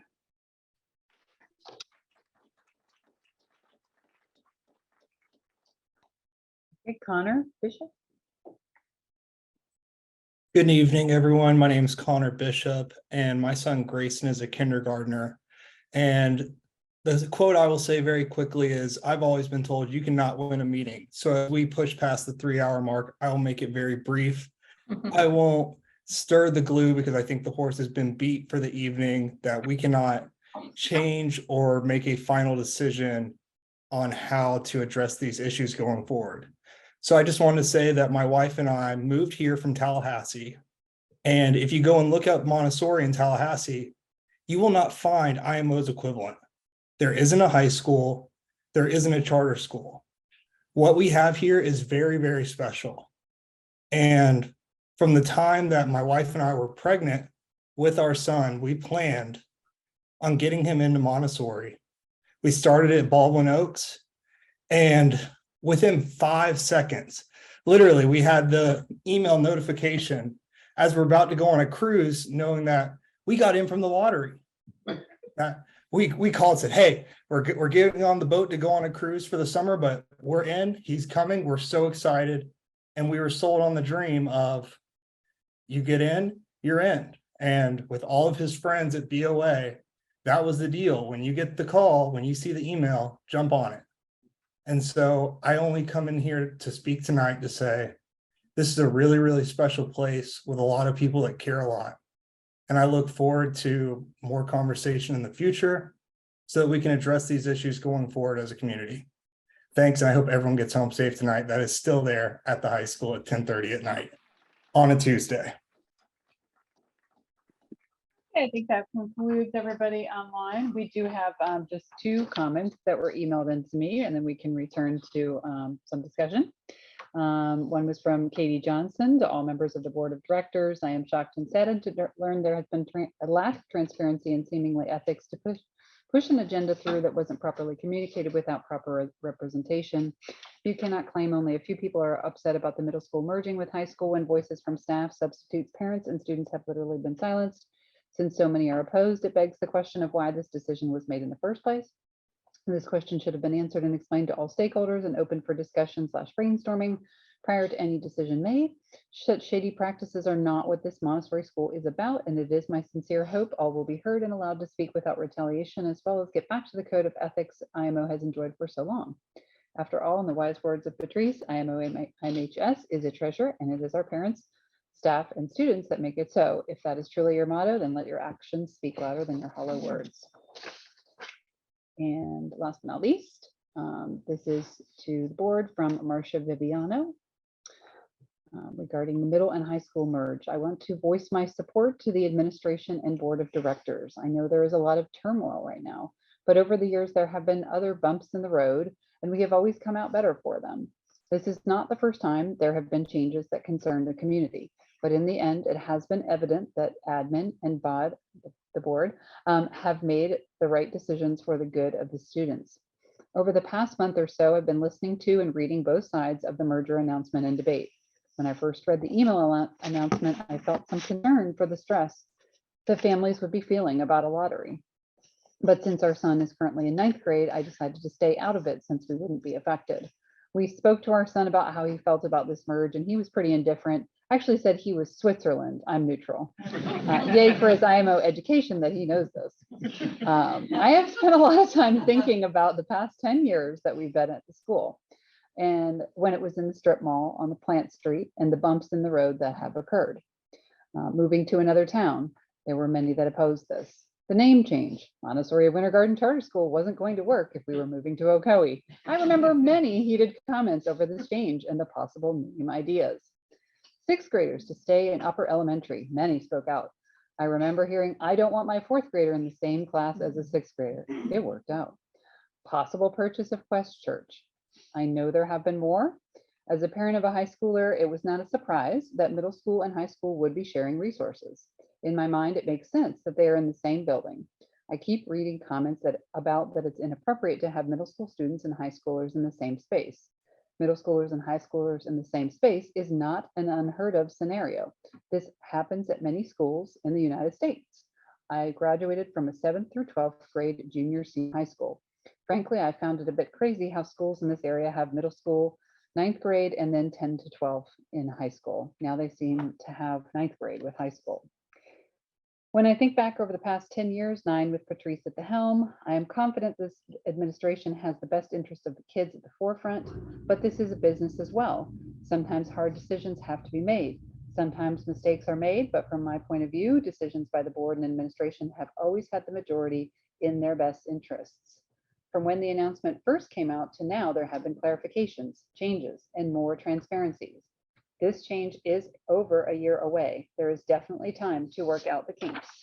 I'm confident in the board and administration that we will be pleased with the needed changes to make the school, the business, and community work in the best way possible. Let's come together and work for a common goal rather than looking to place blame and create more issues. Thanks for listening to my 2 cents.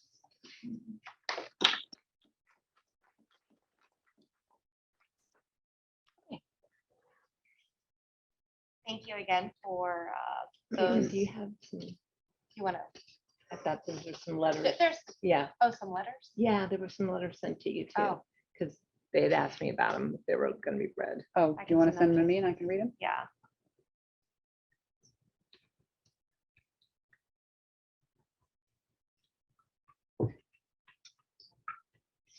I only got one of them, but there were supposed to be 2. I can send one to Chris. I got the Yeah, one. if you want to send them. Yeah.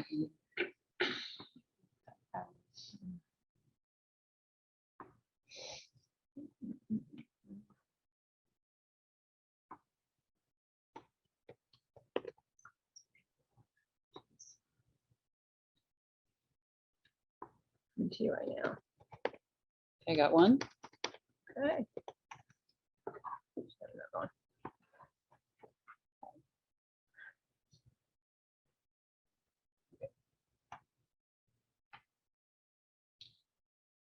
All right, this is from, I'll make sure that they want to acknowledge, yes.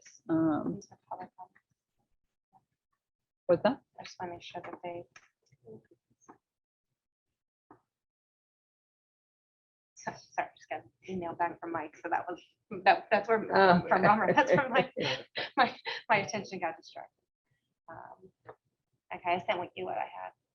Okay, so I should read all of those out loud. I'm sorry, I didn't mean to ask it like that. To confirm, they have all been Yes, asked to yes, be read. yes. Okay, I will now begin.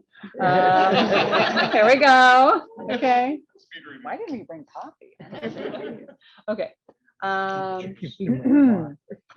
This is from Natalie M. Good evening.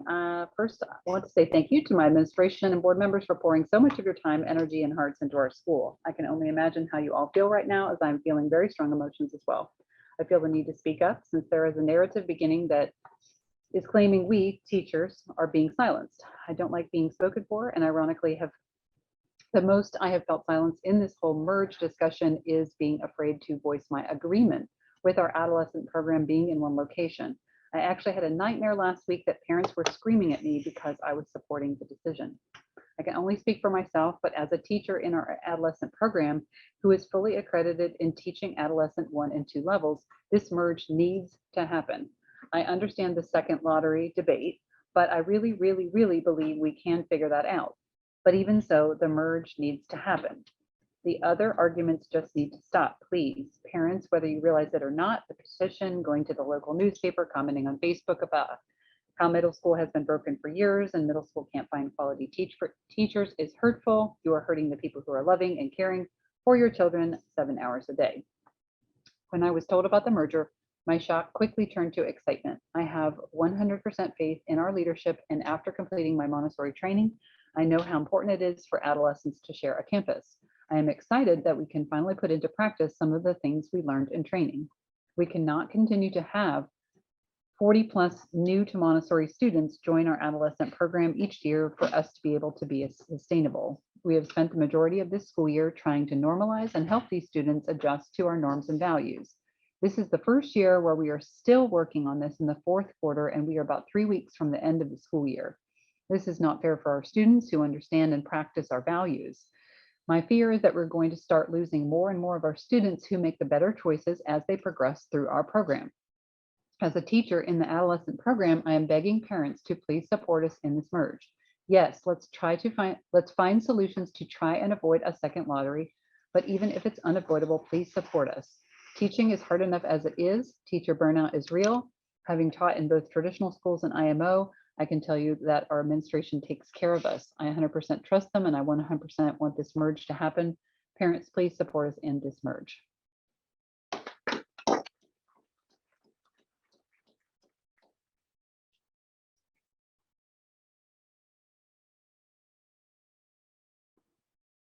Okay, from Umi and Danny Ware. I just want to let you know I've been very thankful, nothing but thankful for everyone in our school. I was the blissfully unaware one until I received a text message from another mom about the petition that's going around. I just read your email and I'm glad you said what you said. You and everyone in the leadership is to make the decisions, not the parents. We may know what's best for our children, but we don't know what's best for all the children in the school. Hey, Kristen. Oh, yes. Yeah, I think that's private. I think it was just the middle school one. Okay, I'm sorry.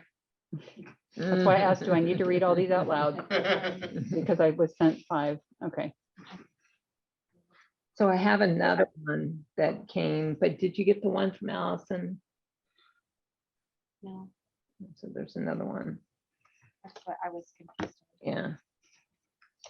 Okay, I read the one from Natalie.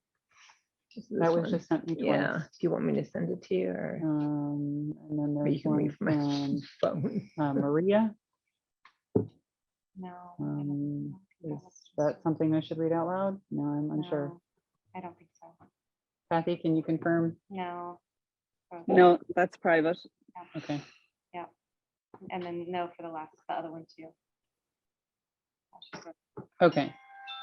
Did you have another one? So there was one that I guess said board meeting comment. Okay. I'm gonna read it from my phone. Sure. So turn it. I know. Okay. From someone or this is Yeah. anonymous? No, I don't know. That's all I got. So it Oh, you doesn't have didn't a get the name on name? it. No, Oh, okay. I don't know, but it says board comment. Okay, so we don't know who this is from.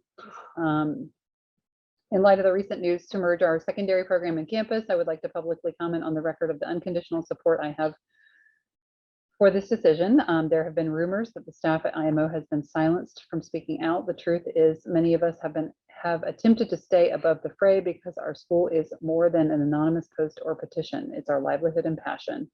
As an educator and parent who has fully invested the past 6 years into our school community, it's important for me to speak out against the vitriol and dissent I've witnessed as a result of the board's decision to move our middle school students and staff to the high school campus beginning the 24-25 school year. In her most recent work, Maria Montessori emphasized, but above all, it's the education of adolescents that is important because adolescence is the time when the child enters the state of manhood and becomes a member of society.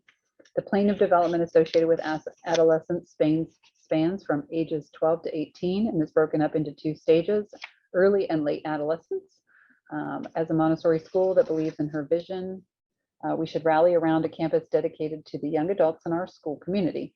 We should celebrate having certified teachers that are trained exclusively in this plane of development.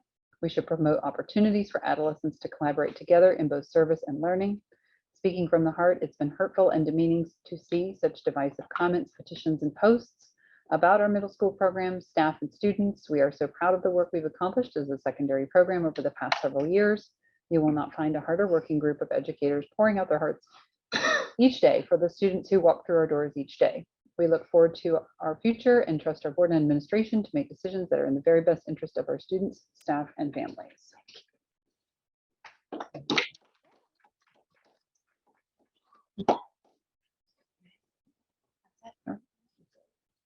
And we do want to definitely thank everybody for their comments in there. I think there probably are a few things that we want to address, right? And just make sure that we do follow up on, that we're taking notes. I thank you, Phil, because I'm just going to use your. Yeah, I started doing it, so I just stopped. Do we need to summarize, or did you capture some? He was taking the individual, I like, look for myself. yeah. Did you say you wanted to summarize? You have a summary? Well, there were just some things, with regards to benefits for high schoolers, the silencing of teachers and, commentary around that, primary classroom movement and impact, need Common for, themes. need for other communication things, which we'll probably touch on The next. communication was the main one that I Yes. saw. The and I don't know if we communication. Much want to dive into that Which now. we'll I don't touch know on What that. our plans for communication forum is, and definitely Yeah. a themes of the perception of retaliation or fear of speaking out, right? That's a very real one, that it's a real challenge. For everyone. Well, I will say that, we have done staff survey too, and we will do the staff survey again this year. I work on getting that out this month to kind of, collect that, and that is anonymous, right? Like that Part of our communication. leadership assessment. Yeah, too. it is. It's part of our leadership assessment. That's what I was going to say. Are we Yeah. planning to do the Yeah. same survey that survey, we have yeah. continued to do? Right. Which Each- does each reach year. our staff Yeah. and is anonymous. Yeah. Correct, absolutely. yes, Yeah. okay. Good to know, okay.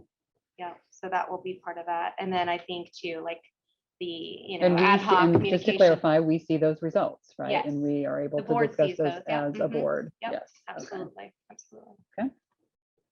And then we, the addition of the ad hoc communication committee, I think will, kind of help set some of those guidelines and transparency and focus items as well.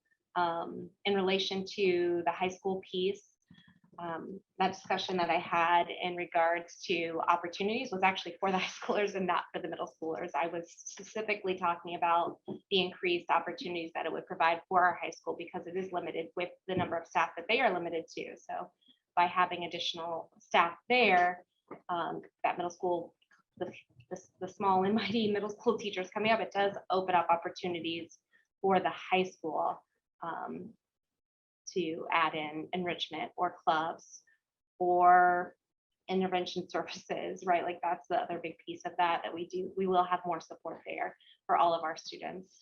Of that. Yeah, I would add a bit more than just to Go on for the it, on yeah. the high school piece as well, right? That's the number side, not even from a financial perspective, but the retention of the students, the consistency. So you have the same students coming Right. back.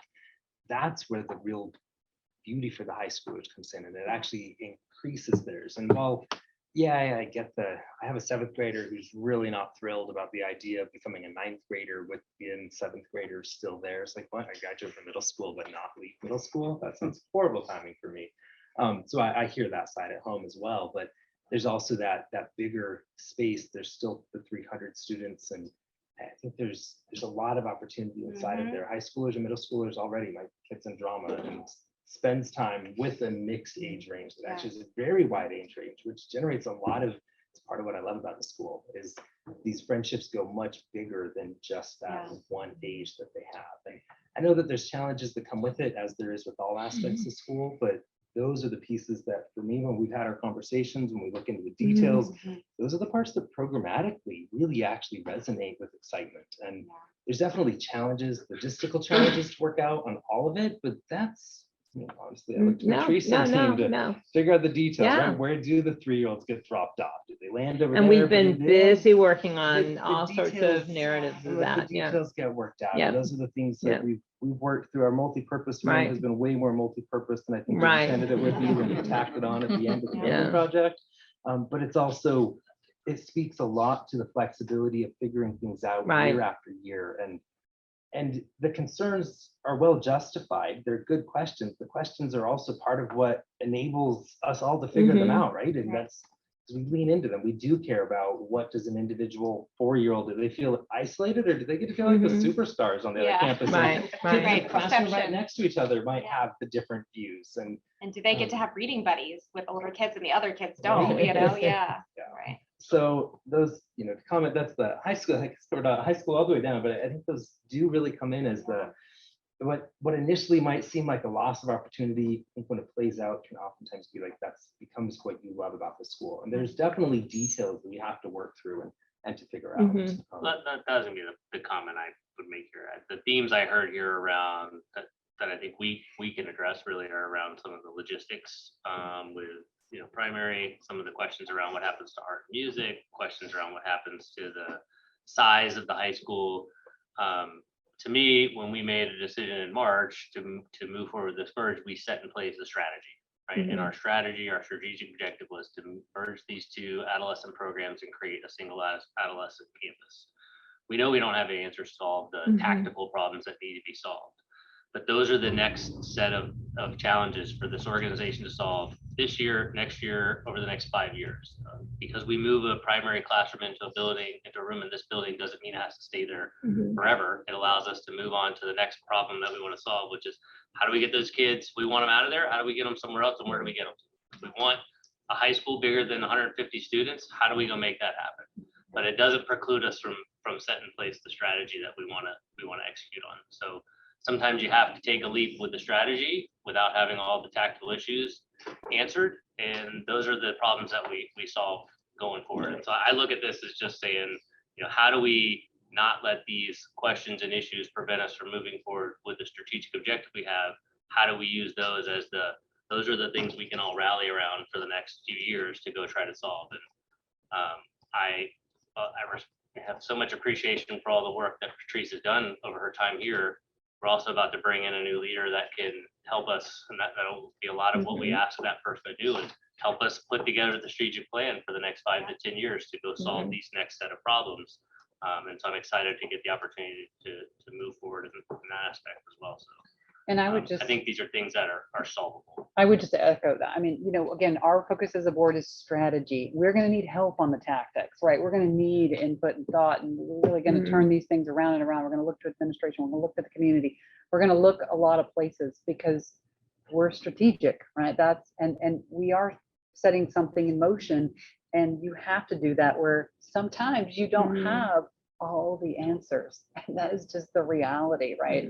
And you have to use your community, all members of that community, to find those answers. And I truly believe that is absolutely our path forward. And from a high school perspective and a middle school merge, I believe that when we went through, this is adolescent program. That's why we're saying adolescent program. This is about joining forces together to kind of really spread that and benefit both. Like, I feel like there'll be a lifting of both programs. I don't see it as we're, you know, take from one to pay the other. I don't think, and I think if we continue to look at it with that kind of a mentality, we're doing this to invest in both and lift up both programs. I think, yeah, I mean, I think that's what we're doing here. So. There was another area that we needed to address as well. Communication silencing in regards to, I think Sonia's speaking there specifically. Did you want to address that? Well, we or- can't address that. Yeah. We don't address HR issues Yeah. ever Yeah. in the And that's public. how I knew that you would And I address know it. that, Yeah. you know, people want to hear that, but we're not going to do that. That would be violation on so many ends. do think it's important that we don't just talk on a specific aspect, but the perception of the community of retaliation really does matter. And that one, it's something, I don't know where this comes in a communication forum, where we ask, like, how do we make sure that we don't have that as a situation again? Like, that's a really important part. As a board member, I want to hear from the community. I want to hear from the teachers. I want to hear from the students. And I would hope, and I really do believe that my fellow board members also feel that same way. We're able to make more informed decisions from more opinions, more perspectives.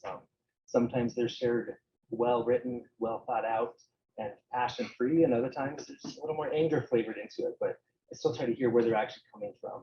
Right, but at the And same that's time, I will tell you, and you guys know this who've been presidents, I'm gonna have private communications with the board presidents. I will not have private communications with board members around specific, staff. We have subs, yes, and sometimes we use subs and sometimes we don't. We have various reasons we use them, and sometimes that's communicated, at that level. We have not had any staff that have been let go. So that's a really rock and a hard place. I'm more than willing to have conversations with, Stacy at this point as the board president, but that's unless you tell me that that's a place that this board wants to go to, but I would really get with legal before we do that, because generally that's never been the path, is that HR issues are brought up and talked about with, the board president, but I never bring it up in a public meeting. I just knew that it was out there, so I wanted you to No, I clarify know that. I that. appreciate that. And then there was the other piece you had mentioned, your theme. Go back to the themes. Oh. I just want to make sure we don't. We're good with that. I just had a note, Patrice, around and I think we'll come back to this maybe when we talk about the lottery. We want to make a statement about that, but if we are talking about the second lottery on tours, And Kathy, just so you know, Kathy said may absolutely wanna not.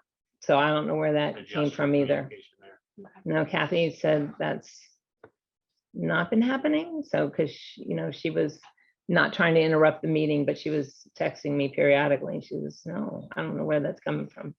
Patrice, can I clarify? Oh, you're there. Sorry, and yeah, I'm here, Go but for I'm in a quiet environment, so I can't speak much. Just wanted to let you know that, yes, it was mentioned as a possibility on a tour, on the tours, because I want people to be aware that there's a chance that that's out in the ether. But certainly nobody left the tour. Nobody was scattering as was portrayed. Gotcha. Okay. I misunderstood your text. So did everybody hear that? And that's just a communication piece going forward. Right. So, yep. All right. I do think that we need to go ahead and create a public statement for, just kind of like just a clarifying point.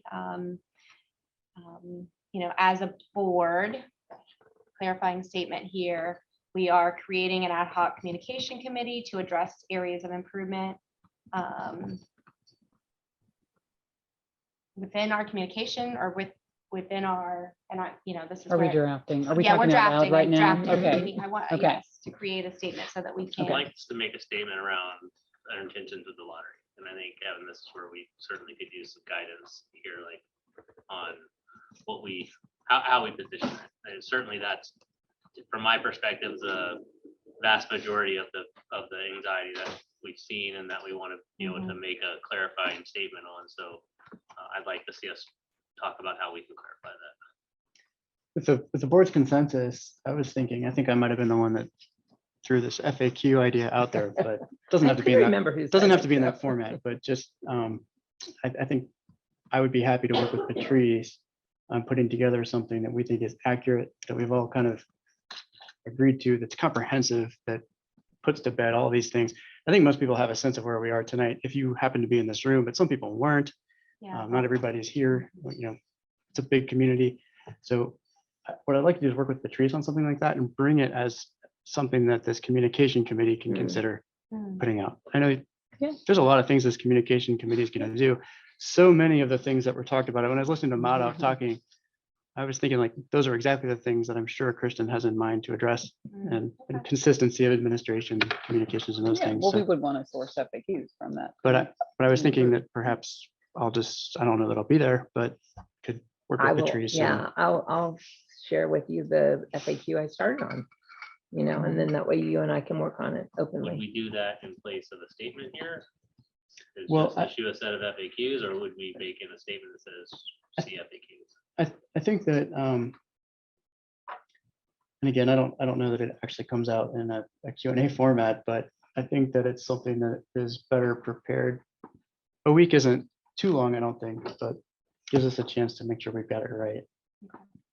I just think, I'd like to leave here tonight with some direction to, I think, both the community and the administration on what our intention is going forward. So I'd like to see if we can clarify our intentions around lottery. Are we aligned on continuing to move forward with the strategic objective we put in place?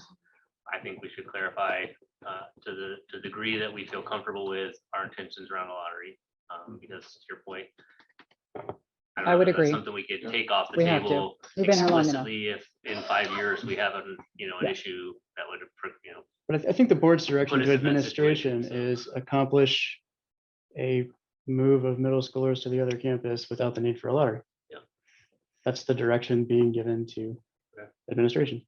Okay, so can we just make that statement then? As a board, we Direct administration. direct administration to continue or can we say we want to affirm our commitment or to the of merging these two schools? Yeah, I like With the that. Can we intention of confirm our Not of commitment? aligning the enrollment numbers to where we will not need a lottery going forward. You said it a little more eloquent than I had. I just couldn't type it as fast. I need Philip to type it for me. Think of- Please tell me. Can you yes, say it thank you. again? I just think it helps Kevin? us to make a confirming statement Thank you, of, Philip. I don't want to leave things wishy-washy. that Uh, says, Nope, we we doing are this or not we leaving not? here Is there a wishy-washy. lottery? Is there Nope. not? I need to just type wanna something in be- these minutes, Here's what I so. wrote. Okay. As a board, we affirm our commitment to the direction of merging middle school and high school while aligning enrollment numbers such that we will not need a second lottery at any rate. That's really where we're at. Yeah, I agree with that. statement. What of you guys? And then I would say, we would welcome the community's input and involvement in attempting to resolve some of these ongoing logistic challenges that we're gonna have to deal with. Like, these are the areas of opportunity that we can go rally fundraising around over the next year to 3 years to help us. In committees, right? Like. Yeah, we the want two another or building three- over here. three Committees, yeah. Somebody asked on their comment around, are there other options? Like, there are Sure, other options like that we You can email me? we can figure out. This is the best option we've come up with, but there are things we can do to Trying to add on that. help make this better. So there are options, some of them more achievable than others.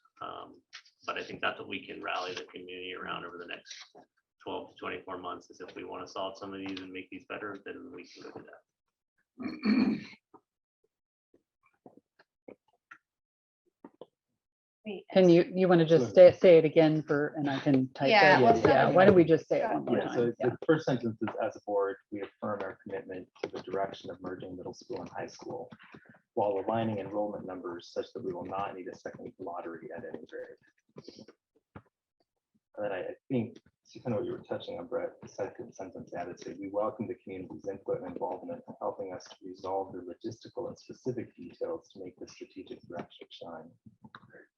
So Patrice, I look for your input on that piece of this. Like, I want to make sure we're clear on what we're asking folks for. Like, if there are ways to fundraise around getting facilities and things like that, I think we're all open for that, but I don't want to suggest we're asking for operational decision-making and input. Right. But Help oh me my clarify gosh, if that. somebody wants to come up with $100,000 and throw it in a Well, lot. look, I mean, Yeah. when somebody asked, could we build another building on this campus? Like, technically, yes, we probably could.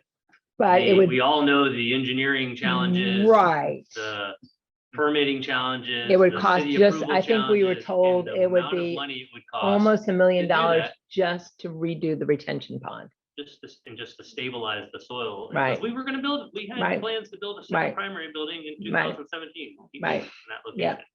That we stopped because it wasn't engineering. Right. The engineering was gonna be too costly. Right. It's not enough to finish it on, to So make it happen. if we can find millions of more dollars to bring in fill dirt and expand the pond and get the city to buy off on that, like it's certainly possible, but it would require lots of things to fall Right. in place for that to happen. So, Absolutely. Certainly wouldn't turn it down. yeah. So that we can get ready to move on to our last Yes, agenda item. yes, I'm going to read this one more time and we're going to call it good. Are we okay to do that? Yeah. Okay. As a board, we affirm our commitment to the direction of merging middle school and high school while aligning enrollment numbers such that we will not need a second lottery at any grade.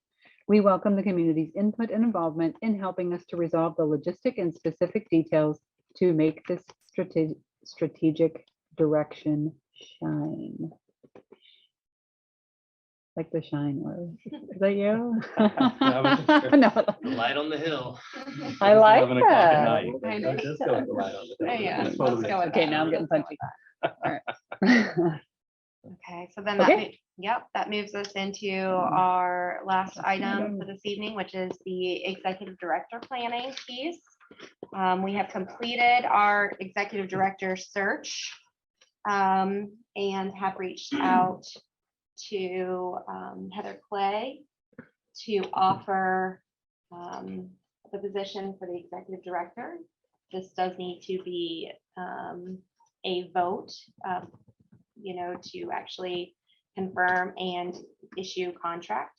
And moving forward for this first year, Patrice is smiling because she doesn't remember having a contract, but. That's right. And It's kind of an inside joke. Yeah. just very briefly, do we want to recap where we went from the last hiring committee to this? I was gonna say, we Very had a good. hiring committee meeting. Whether we go through super the fast. details on that, that's available in public Yep. meeting. Yeah, It's minutes- out there. It's on Meeting there. minutes. Read that, yeah. But hiring committee had a meeting, made a recommendation. Now we're asking the board to, Yes, and we've reached out to the candidate and confirmed that the candidate would be interested in the position. And now we need to make it official. In order to do that, we need to have a motion to officially offer her that.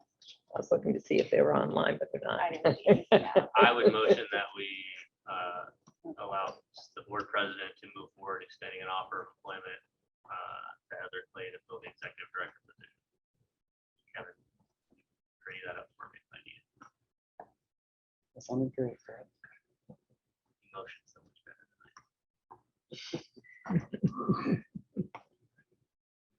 Okay, Brett just motioned to offer Heather Clay. All in I'm sorry, favor? second was, To offer Heather Clay. was that you? Yes. Okay. Yeah. Okay. All in favor? All in favor? Aye. Any opposed? Motion carries. Okay, president's update. Bring us on. Thank you guys for staying. It is officially 11:10. I feel like everything that we could possibly said has to be said, and my 4 a.m. welcome call is officially worn off. So morning wake up call. But thank you very much to the board. Thank you to our community. Thank you to our amazing students. Go home and get some rest. Good luck on testing tomorrow, you guys. Sorry. You got this. We believe in you. Have a good night, everybody. Good night. Thank you. Thanks, everybody online.